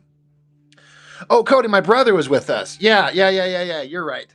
I was about to say that because my brother shook hands with what the fuck? I just said his name, Lou Diamond Phillips, and told him I love you in this movie and that movie. And he's like, thanks, bro. But yeah, right up front, Aerosmith concert. Steven Tyler's right there jamming out, hot girls with their tits out, meeting actors. That was my first concert ever. I'm like, everything's gonna suck compared to this, and honestly, it has. I saw Aerosmith at least one other time. I saw the Chili Peppers. They fucking sucked. I've seen Korn about 4 or 5 times. Amy Lee was there with Korn one of those times. I saw Stained opened for Korn. That was badass. The Foo Fighters opened for the Chili Peppers and were a million times better than the Chili Peppers.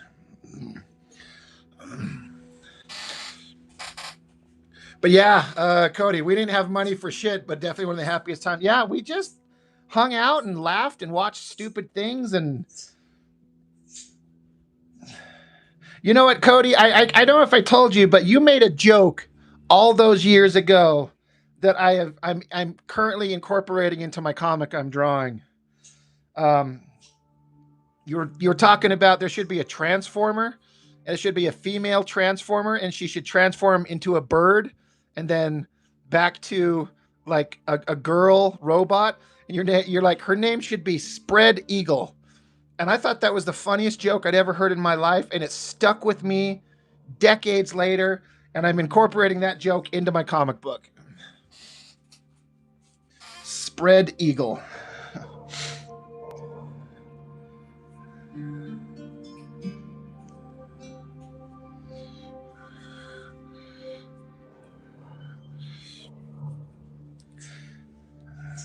Remember, you were buying all those Star Wars figures. You had them lining up in your room. You were putting together those model cars, like meticulously, like they looked amazing. And I'm just over there. I had a drafting table, and I was just drawing comics, trying to draw comics all those years ago. I'm here decades later, still doing the same thing.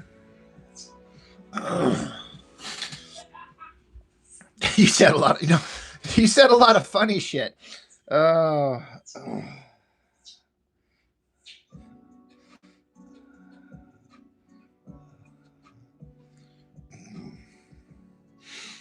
We had good times.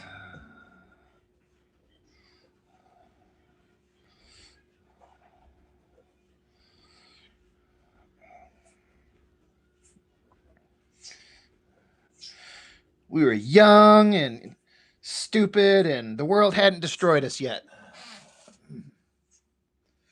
But it got there. You're still collecting old toys. Yeah, you've been a collector your entire life. You definitely were into that.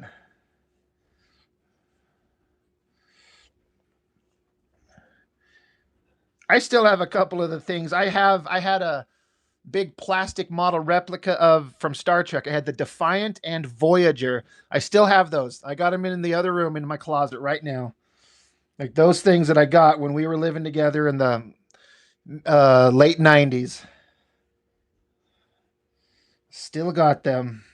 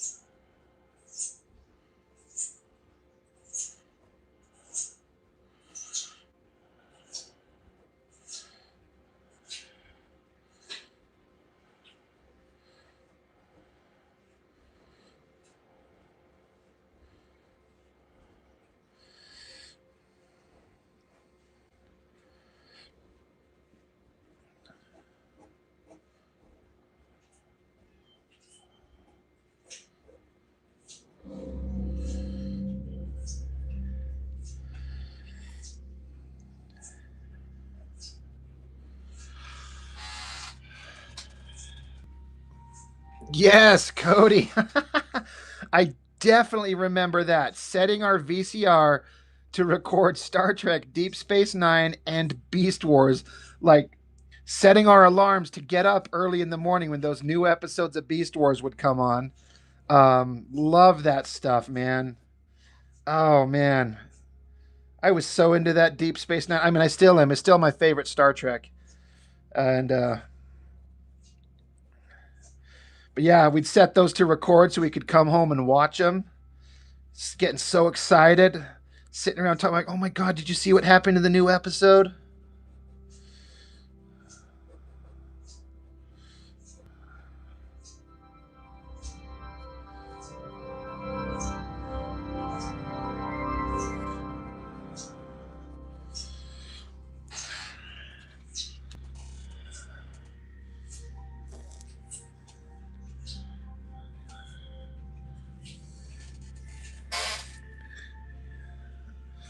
What do I like to draw more, boobs or butts? I am 100% of an ass guy. And so I'm always trying to get like this part right here on this figure actually is a good example. In real life and in my drawings, I am always trying like I'm all about the butt, but the whole hip and the tummy and the lower back and that whole area. And so trying to get that shape exactly right, I'm more concerned about getting that right than the titties.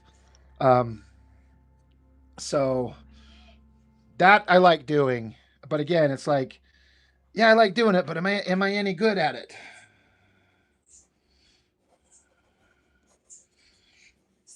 That is a different story. You've got a subscription for streaming movies and music, maybe even one for food.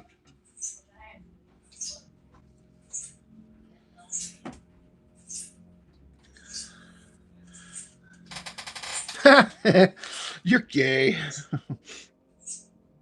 I don't know, Sheldon. I've seen some guys with some big old titties. All it is a big collection of fat in a certain area of the body. So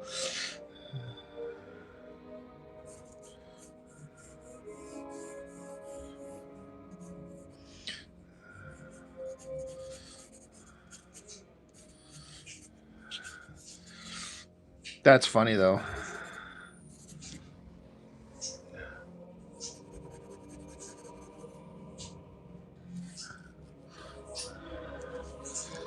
Let's see.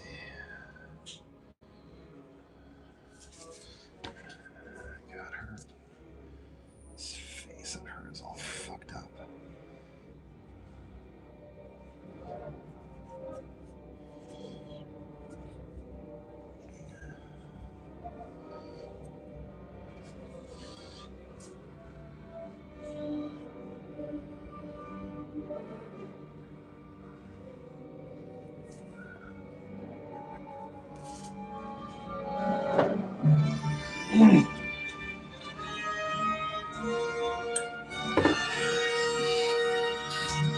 I had to go there. I did. Right?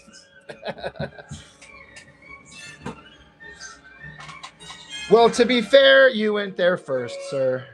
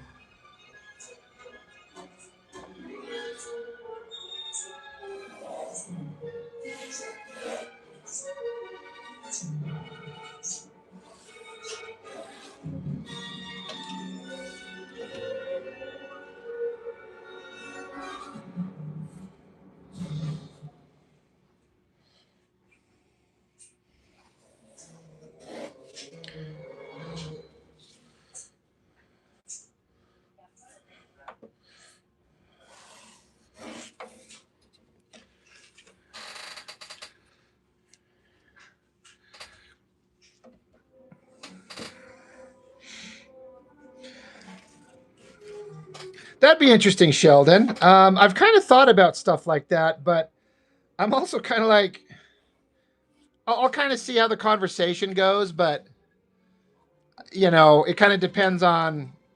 I mean, I'm just assuming they had a good working relationship and they liked each other.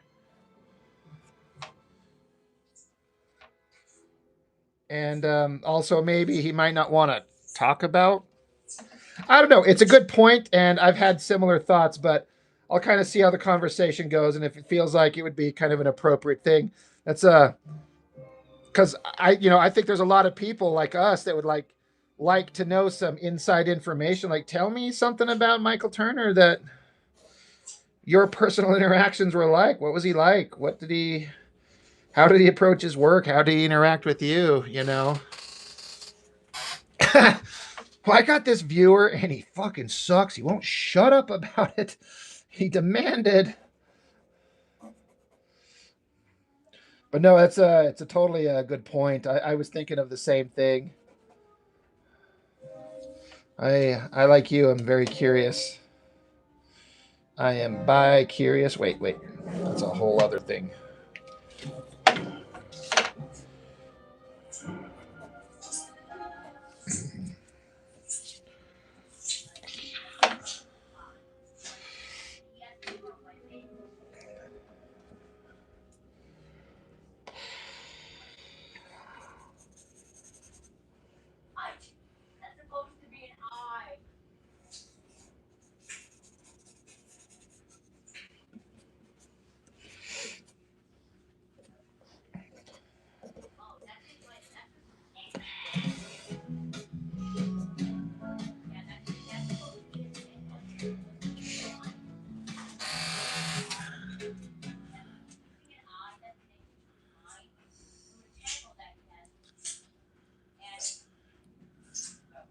He's a madman, Weems.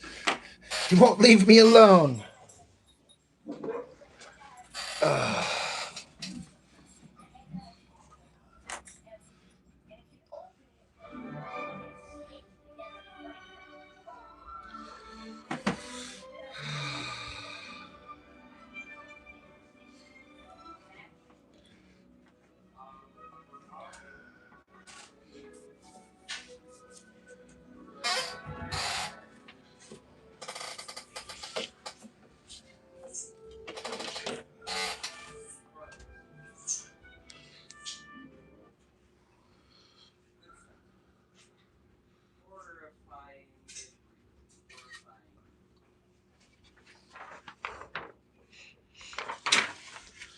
Got to take pictures of these things so I can document the process for my microscopic Instagram following, but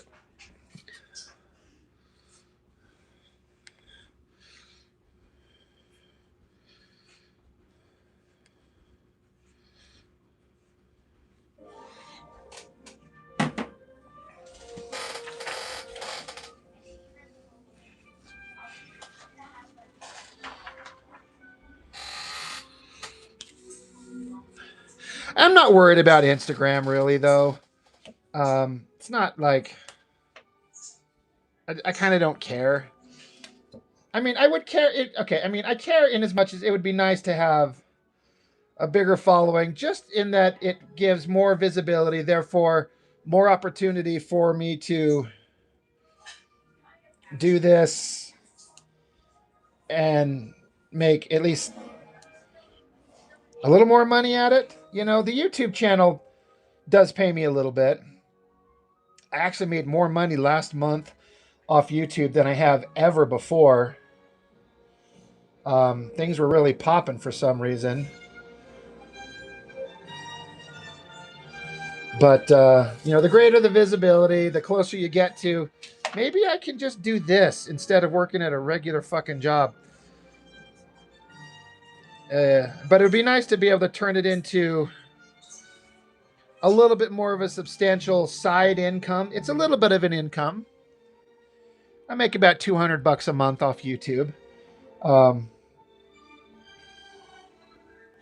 I should say, you know, that's the minimum. I've been hitting that for at least a year now. $200 in ad revenue a month from YouTube. And so it's nice to have that, but I want more because we all need money, right?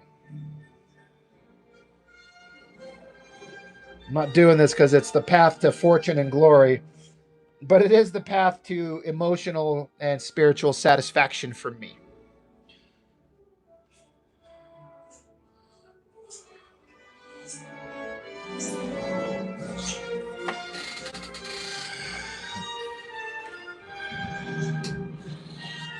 $1 million. Yeah. I would take that and be very happy.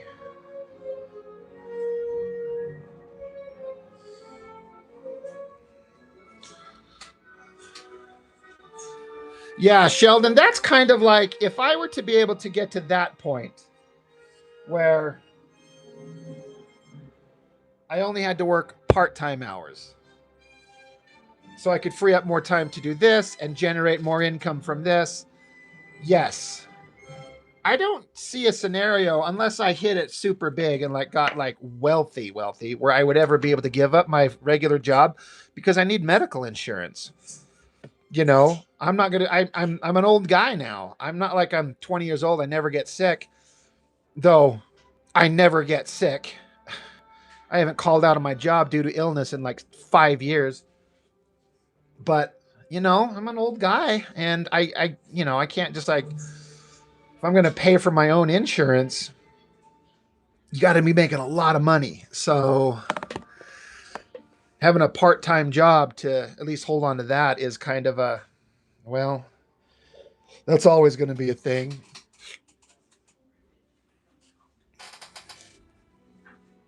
I like that idea, Egg. That I like. It's really becoming a priority to create something that might outlive me, even if it's a small following. I kind of get that. I like the idea of like when I'm gone, there's some work out there that people can find and go, hey, look, here's something that someone made. And in a way, I kind of feel like I've done that with my He-Man fan comic. I've got 6 volumes out there. There's several copies out there. I've long since lost track of how many I've sold. Like how many are out there in the wild between me and my brother. It's 50 sets, 60, it might be 100. I don't know. It's certainly less than 100. But there's a lot of people that have the entire set. So there's work out there that people can read. But I want to keep going. I'm alive. I'm creating. I'm making. I got tons of shit to say. So I'm like, keep going till I can't.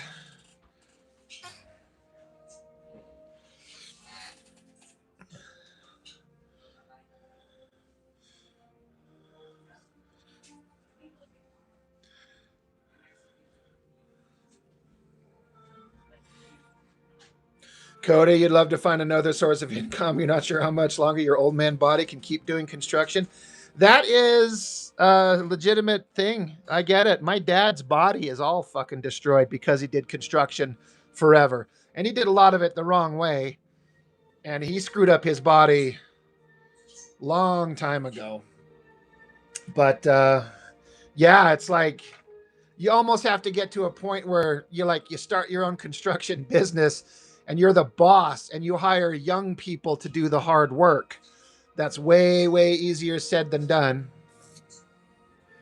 So Cody, your future needs to be like a foreman somewhere. Egg, you turn 50 next month. You probably know I just turned 49 in January, so we're like right there at the same. Yeah, Sheldon, you say, can't you just build up an HSA at work? I don't know what an HSA is.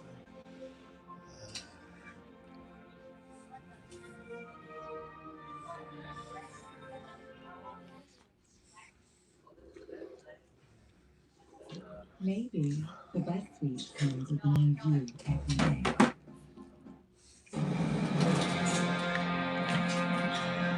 Egg, being a boss would make me hang myself.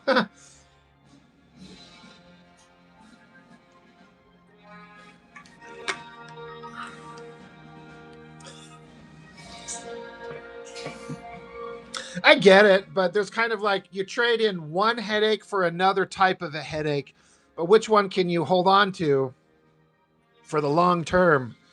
Can you handle doing the physical labor as an old man, or do you want to trade off the physical labor for like the managerial end of it?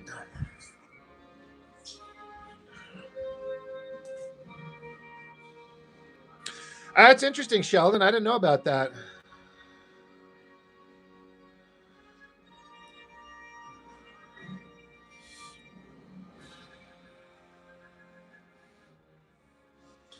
Egg, you're seriously thinking about selling everything and focusing on art and writing?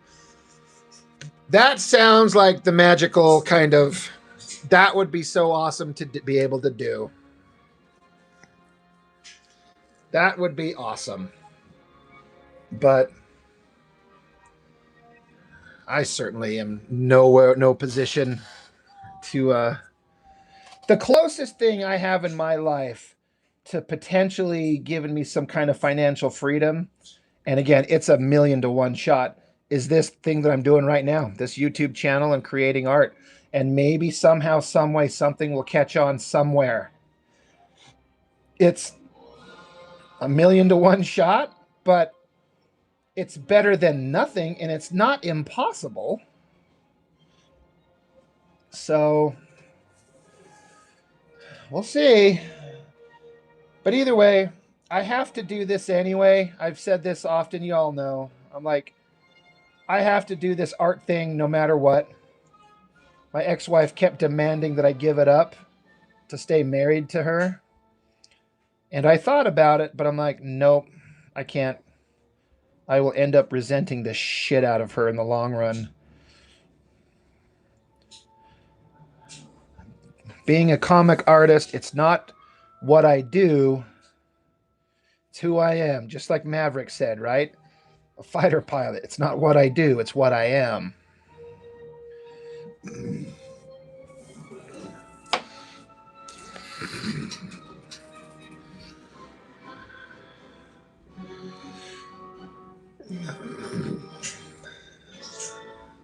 So you're telling me you got a chance? I hear you. More like 1 in a million. You're telling me there's a chance. If you had my work ethic, you would do it tomorrow. If I had the means to just focus on this nonstop, but as of right now, I do not. So keep going in to that same damn job. I don't hate my job, but you know, it's a job.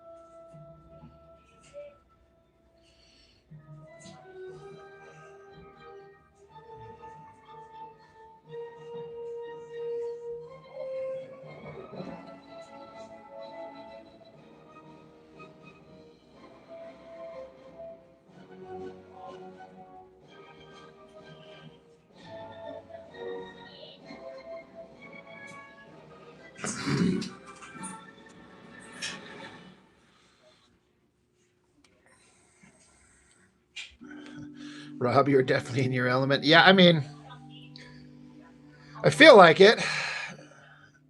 Your house is paid off and your kids are grown. Egg, dude, you're in a great position. I get it, man. That's like congratulations to being able to be in that position.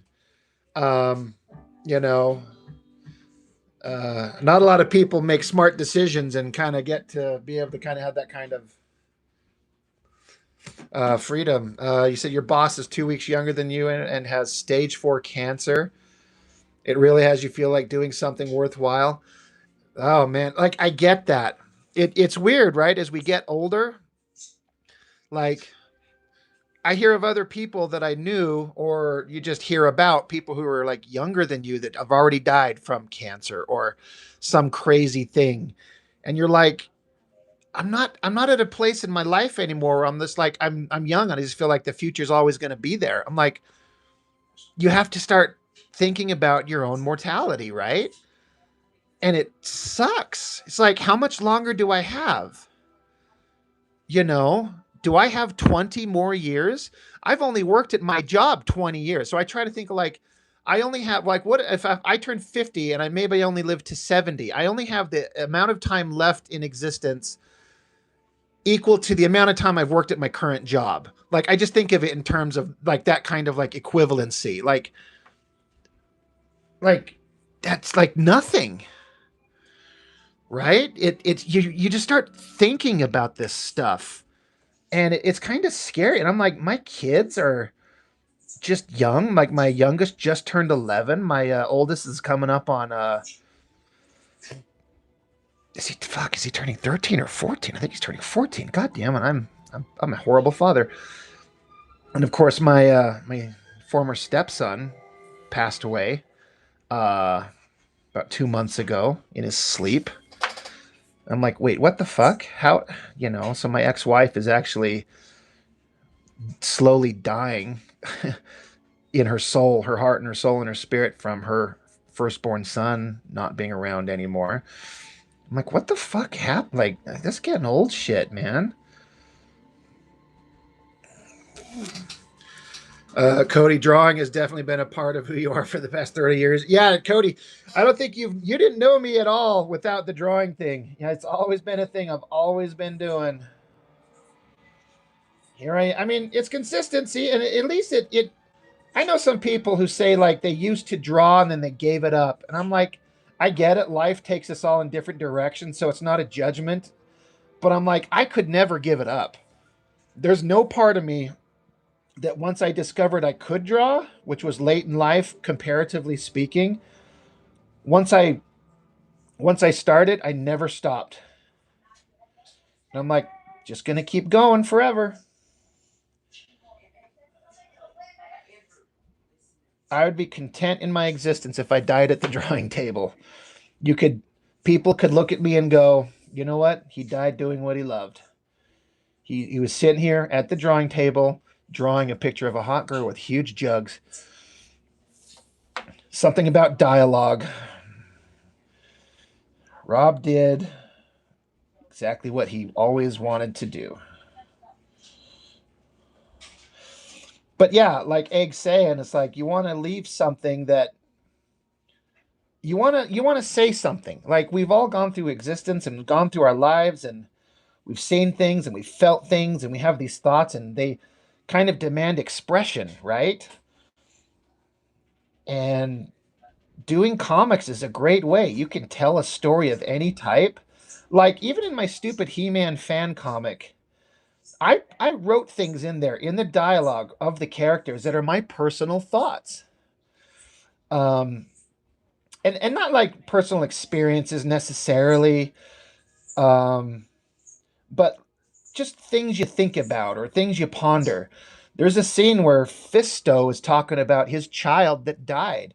I named that kid that died after one of my own kids, and he's looking and saying, talking about how, if Fisto could go about his life and do good things, maybe his son can look down upon him from the afterlife and be proud of his daddy. That's me talking to my boys, you know?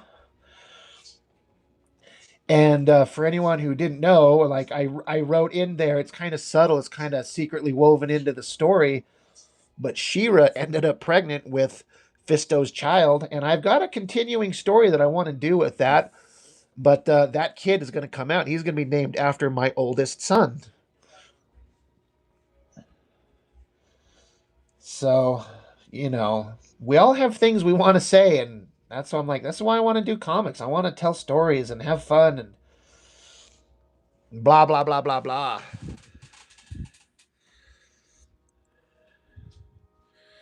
Egg said, "Yeah, it is hard. Your health has been slipping since the last year. I've made some changes, eating better, working out, but you never right." It's like, yeah, you're like, oh shit, I'm not a young man anymore. I gotta start. I gotta do these different things. Like, far as I know, I'm basically healthy, but could I have a heart attack in my bed tonight?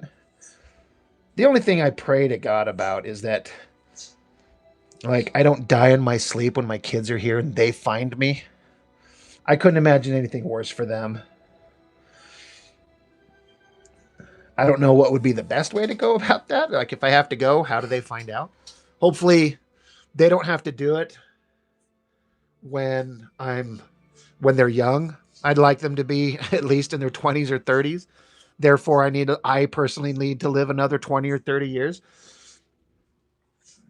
so they can be adults, but not kids. Hi, Andrew. What's up?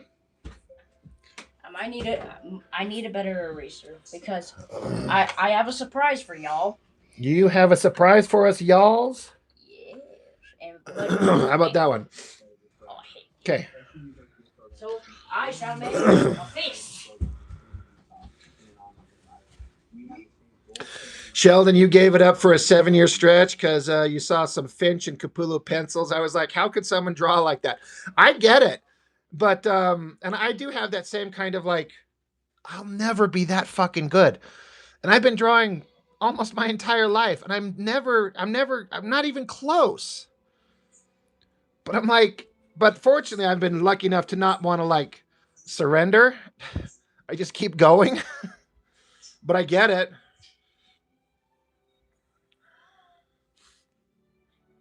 Egg, you just remember how comic books helped me and my friends bond over cool stories, and art always was part of my identity since I was a little kid. Yeah, some of my favorite memories as a kid were getting into comics when I was younger, and just like, this stuff is so interesting. I wish my kids would get into it. I keep trying to like push them towards it. I think I'm going to put the current issues of Battle Beast into my oldest son's hand, and I think he'd like him if he'd give him a chance. But yeah, I get you, Egg. Like, I feel you, man. Cody, I hope when I'm gone, most people have something nice to say and not, hey, that guy was kind of a dick. People will probably say that about me, but they'll probably be like, but, you know, but he was our dick.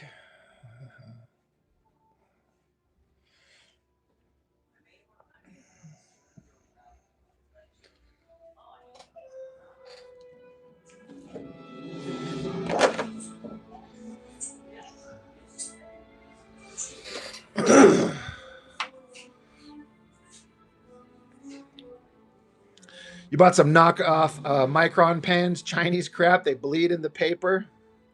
That sucks. Yeah. Sometimes it's just about like just farting around with different art supplies and seeing what works.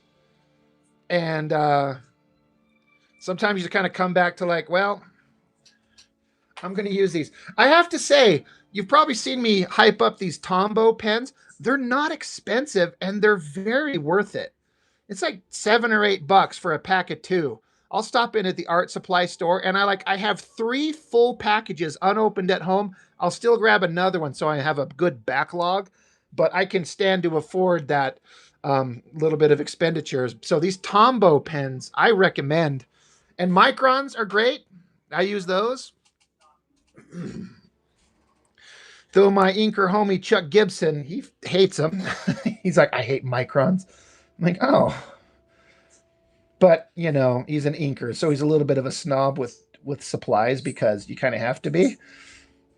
When you're like, I want this kind of look, I want this line. Damn it.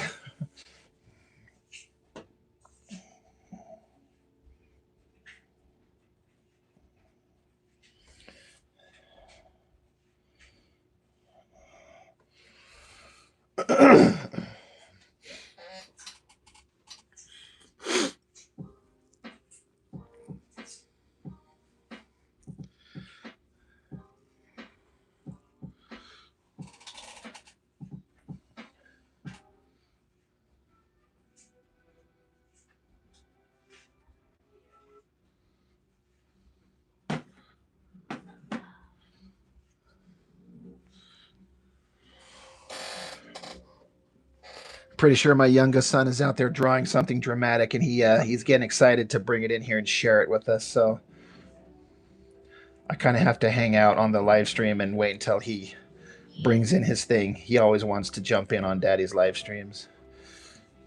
Or he's like, Daddy, can you show this on your channel? I'm like, maybe. Such a sweet little guy.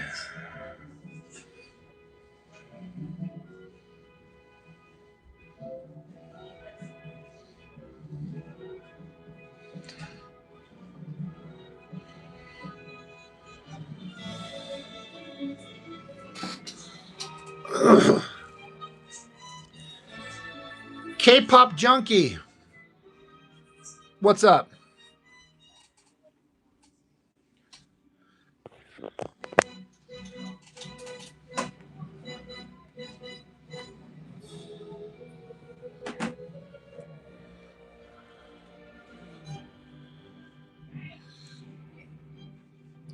Got some Faber-Castell soft brush nibs.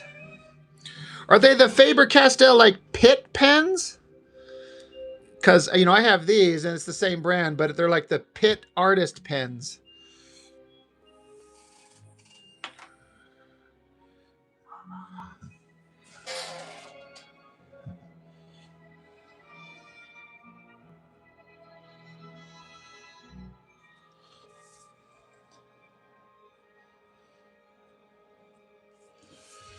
Cody, if you're still online there, man, we got to. I know we keep talking about this, and then as per usual, we always like we should do this, and then we don't. But we got to get together, man. I got to come out and visit you at your place. You're back out in Magna again, right? You said. I'm just assuming he's still on.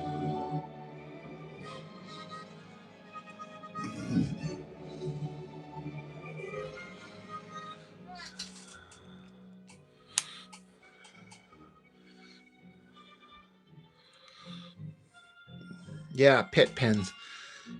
You know, pit pens are not my favorite. Um, just that the ones that I get, they seem to dry up way too quick, and they're not juicy for very long.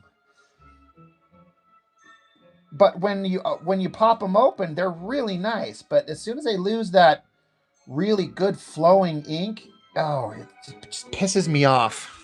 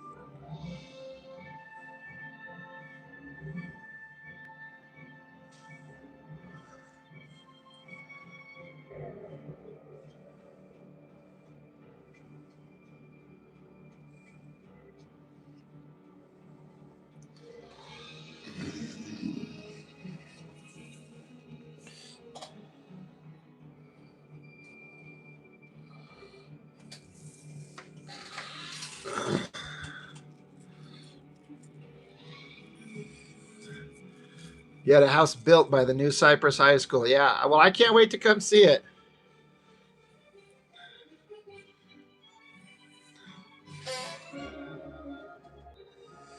Well, if you got a brand new house, Cody, if my cheap shithole place here burns down, I'm going to come move into your basement if you don't mind.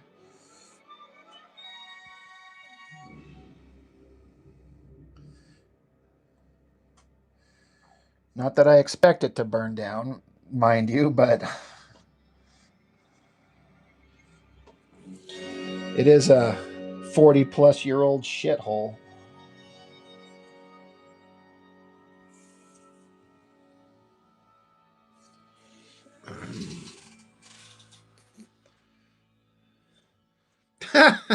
Sheldon, that's actually funny.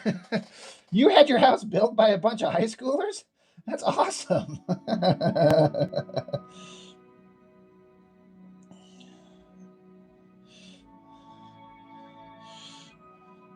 It was cheap labor. I couldn't pass it up.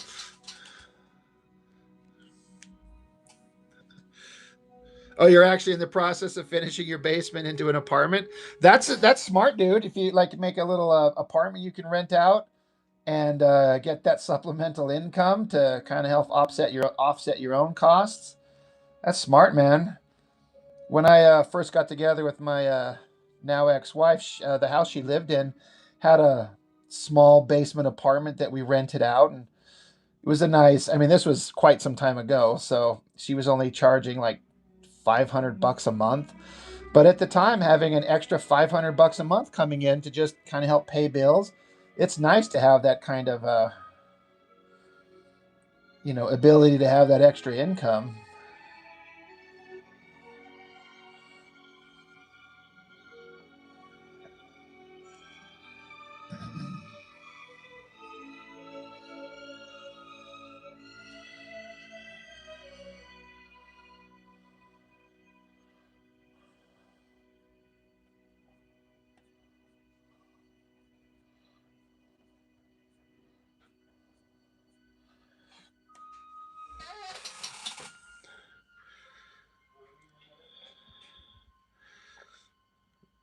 I thought you had to live in Korea to do that.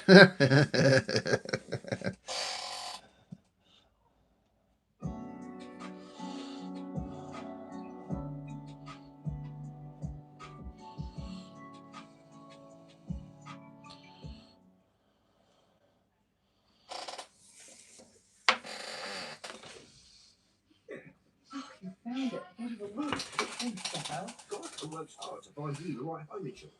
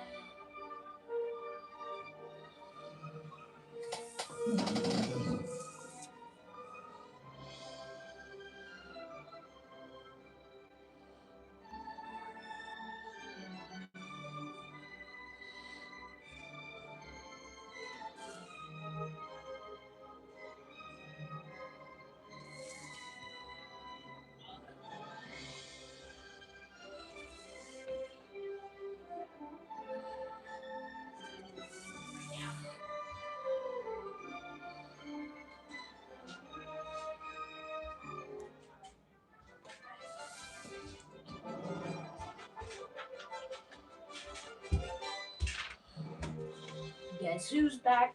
Did you finally draw something that we're going to show, Bubba? My twin helped me. I helped him make a couple of revisions. All right. Yeah, so it could actually look a little scary. All right. Everybody, behold, feast your eyes upon the unknown mass. So my twin will explain everything. Ignore those like little descriptors on the bottom. It's what I used to like help Andrew like make the creature. Basically, think of like a cybernetic flesh crab. This whole part is like a distraction bit. This is just a guy who he attached to this part, and he's going to be like an angler fish's like bait lure. This whole part is either to draw your attention away from this part, which can actually be hurt, or if he's trying to lure you in with this guy that he kind of just snagged. What's the name? The unknown mass. The unknown. Okay, what was that saying? I'm not sure. I forgot. I was originally naming it something, but I completely forgot. You completely forgot. That's okay. So when Leo asked me the name, I just straight up froze like I was just a statue of somebody died. Like I was just like.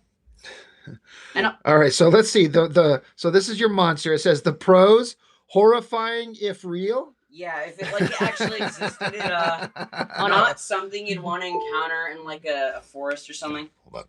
And while it's like almost effectively immortal, could still be hurt pretty badly and like incapacitated.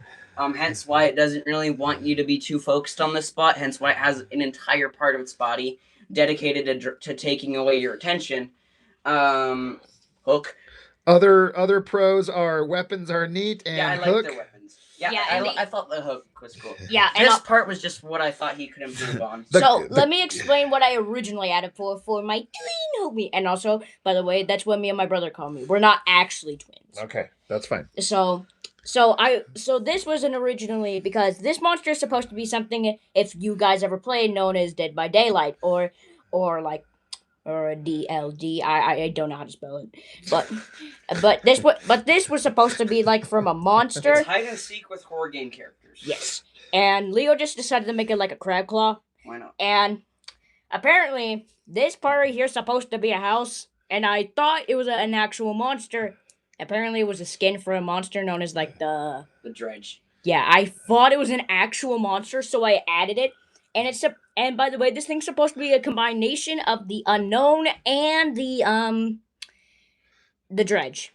Yeah, it's supposed to be a fusion between those, but I kind of made it in my own style.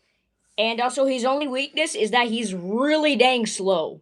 Yeah, hence why he needs like the bait and lure. Because if he can't catch you off guard and snatch you, he isn't catching you. You could run away from him, and he would not have any chance to catch you. Well, I like the cons. You say house stuff is weird. Yeah, he added like parts that would be like windows and like walls for a house. And also, this is an arm. This is like his special attack. Like, if you guys ever played Dead by Daylight, there's this creature known as the Unknown, and it has an attack where something like grows out of that neck.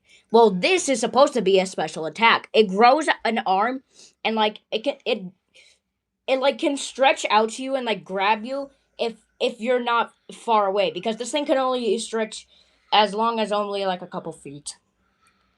Basically, it just boils down to cyborg flesh crab with an anglerfish. And also, Sheldon I can't say her name. It says Sheldon Martin. I like your comment. I did try my hardest to make this because I may be a dyslexic imagine person. I like that comment. Another con, lean into the scarecrow stuff. Yeah, because one of the other parts of the same, like one of the characters that he used to make it, the skin was like loosely based on that like Monster House from the movie Monster House. But the skin ended up looking a bit like a scarecrow, and I thought that would work better than just attaching some windows to a flesh monster. And also, just letting you guys know, the lines are basically like he's kind of like a mist. This is basically like a mist of stuff that's coming out of his body, and it's kind of hard to see. Boy, this monster has everything. And also, he's 20 feet tall. That's pretty tall. Yeah, but it's almost the primary reason why you can outrun him. Is because he literally, quite literally, lumbers. Like, just... And also, just letting you guys know, this thing that looks like a hook, Yes. that's his claw. It He is a hook. yes, and it's supposed to. So like when he like says "gotcha, fool," and like he It's like a handle. It's a handle for his groceries. like it's just him like grabbing you and like digging through your body, and if he wants to devour you, he will consume all your nutrients for right here. But if he feels like he needs like a new like puppet or bait, then he'll just like kind of carry him around and attach him to the little mask he has. Oh, I love Yeah, that. that's a creepy part right there. Yeah. I love the next comment that you said of my imagination. He lumbers because he made of lumber. He's made of lumber. I love it. Honestly, that's pretty good. You guys, I love these. But has no. Andrew, do you see over here? I've got your drawings. Remember the painting of the skull you did, and then the one with the planet and the Earth coming together? Yeah, I've got those on the wall. I got a bunch of your guys' drawings on the fridge too, and I keep them all. And also, just saying, if you guys are a good artist, I am allowing you to draw this if you want. You are allowing them? Okay, I love it. Oh yeah, now you have permission, guys. So important. You need the permission from the 11-year-old. Shut up! I will get you one. All right, my boys. It's 12:30 at night. They should be in bed, but they're just up here having fun at their daddy's house. Oh, those guys. That was adorable. Like, Daddy, we're going to take over your channel for a minute. You know what? That's just fine.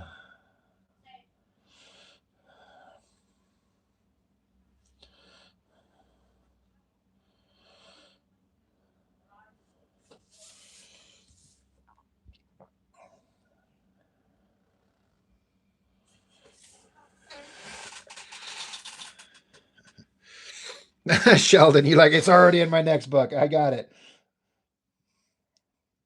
They would actually crap themselves if they saw that monster. I'm like, hey, kids, guess what? Here's a comic, and this monster's in the background. They're like, what? That's the coolest thing ever. They're not old enough to understand. They stole my copyrighted IP. They took our job.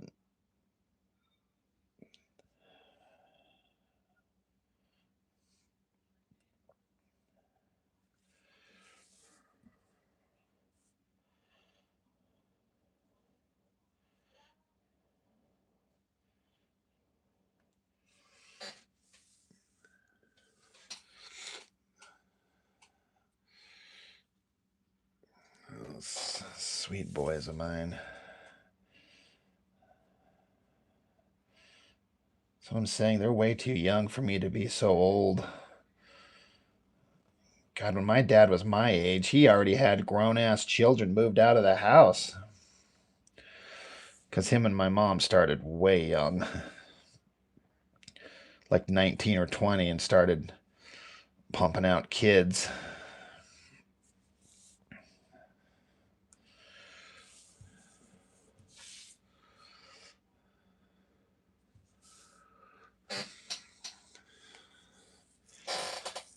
I got started late,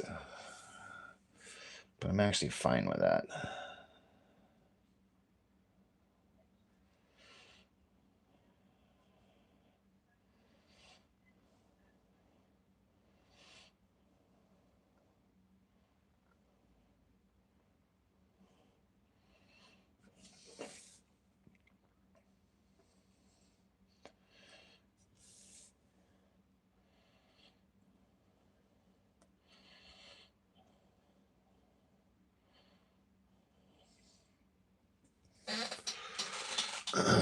God, I've been going for a minute here.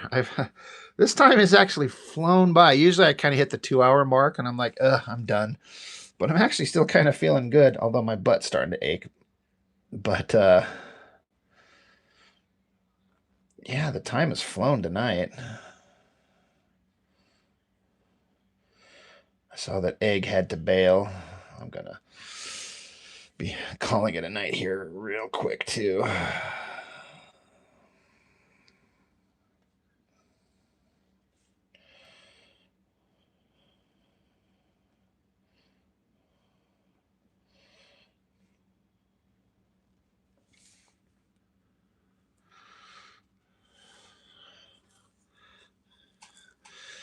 Yeah, Cody, your kids are all adults. Well, not you've got your youngest.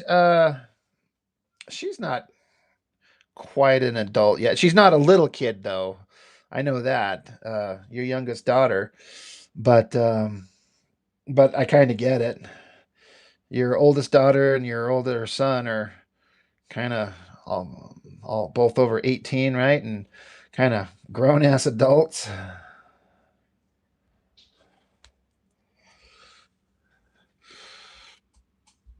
God, your youngest is almost 18. She's that far. Gosh, damn, man. I didn't think she was quite that old. But the years keep ticking by, you know. It's like you don't even notice the years going by except for the fact that I'm just getting old. But our cute little babies, they are just turning into little adults and some bullshit. Was not ready to move on.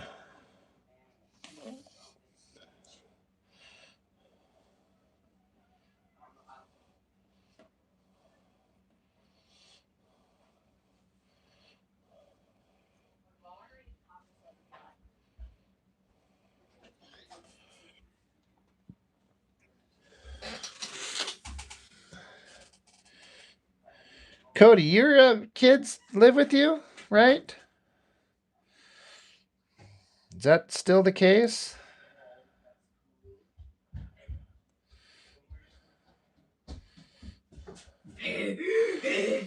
All right, hyper child over there. I've noticed that's a person who said he lumbers because he doesn't lumber. Said that you're copying it. By the way, I'm joking. I'm not actually mad at you. That's cool. You're a little hyper little goofball kid tonight, is what you are.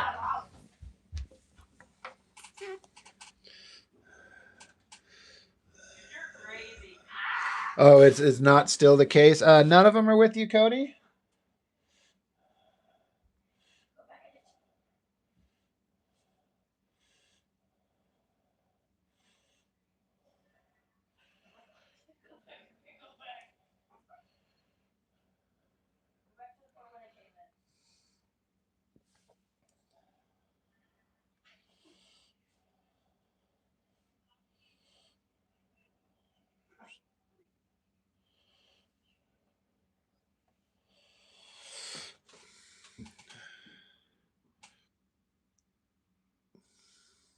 No, I know that, Cody. That's one of those things that we. That's why I wanted to get together and chat you up about.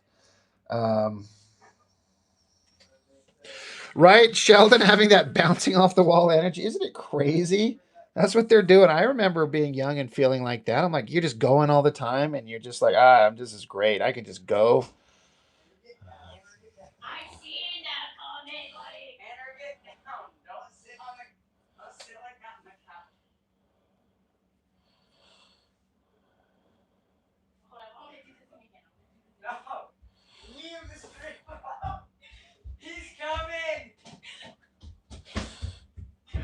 What are you goofballs doing now? That's his little dolphin screech. Makes me want to stab my ears out, but it's also cute.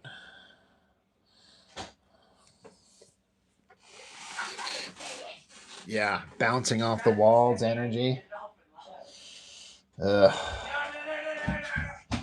Are you little?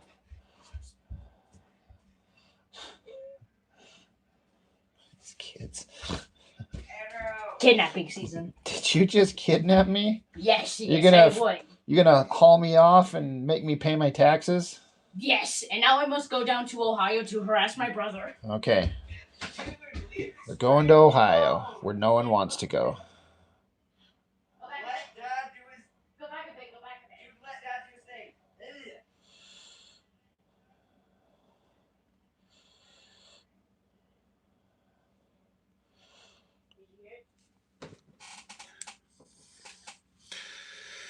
Yeah, you miss that age. It goes by way too fast. Yeah, and in the moment, it kind of feels like it'll last forever with your kids. You're like, ugh, like I love them, but they need to shut the fuck up. And then suddenly they get too old, and then they do shut the fuck up. And you're like, wait, wait, wait, wait, wait. I wasn't ready. I didn't actually mean that, kids.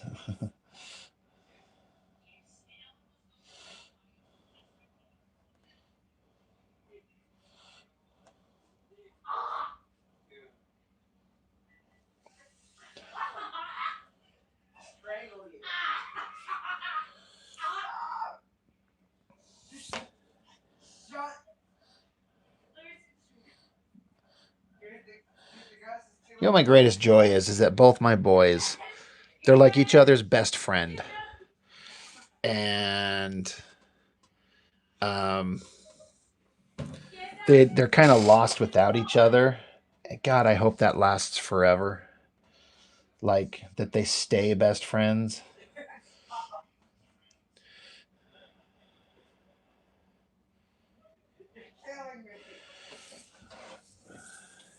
But they very rarely fight,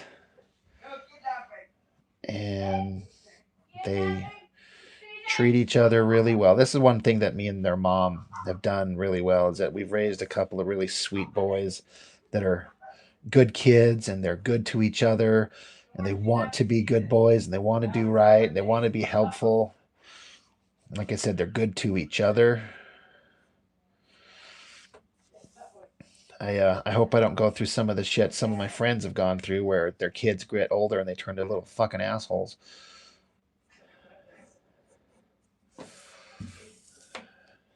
But so far,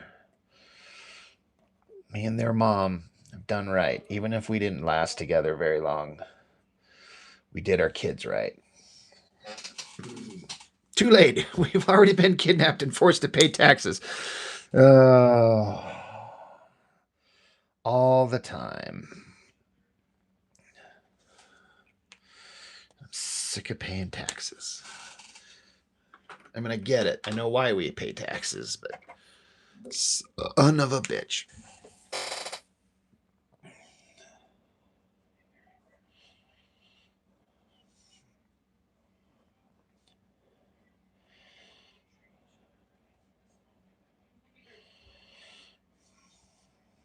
Just about ready to wrap up here myself, but kind of just wanted to finish these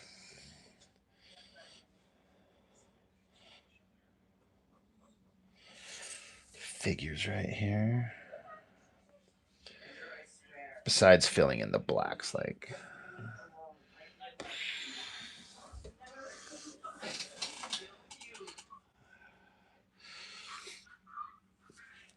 Well, I try to be. I'm lost without them. I am pissed off because I know that, I don't get them all the time. Their mom made sure of that. And there's just big chunks of their lives I just miss out on. Just the day-to-day stuff, just minor little things just that happen every day that you just don't get to be part of because they're not at home with me all the time. So I try to do things with them because their mom doesn't. Like I said, I took them to go see that Mario movie today. Their mom would never take him to that. And no, I did not really want to see it, but they wanted to see it and they had a good time. And so I planned those things to do with them, just to hopefully that they just get older and have good memories with their daddy.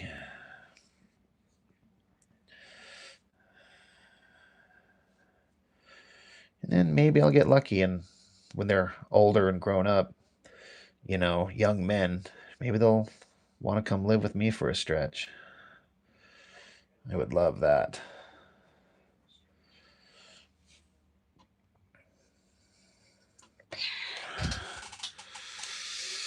Okay, my ass is taking a pounding for long enough, and I can't sit in this chair any longer. Ugh. I'm kind of nervous, but also looking forward to drawing this like giant explosion in the background. There's gonna be like heavy black cloud smoke shapes and bubbles and like a big bursting explosion. I know what I want it to look like in my head, but I'm worried that I'm gonna fuck it up. we'll see if I can get close to that at all. Who knows, right? We'll see. But yeah, I'm done for the night. So it's almost 1 in the morning. So don't forget to add that. Well, she's got her boobies back there. His hand's covering. See, he's kind of comping a feel.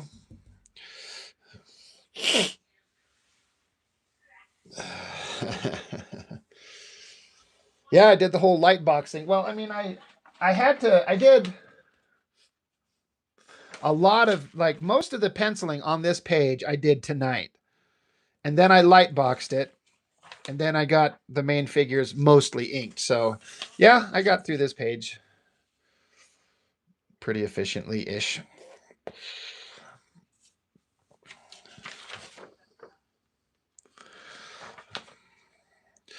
Okay, yeah, I'm going to bounce, guys. So thanks as always. Sheldon, I really appreciate it, man. It's always fun to have you chit-chatting with. Cody, it's good to talk to you, man. We got to get together.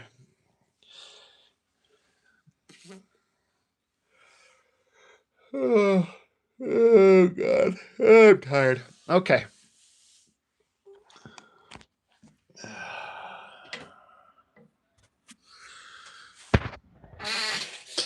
Later, guys.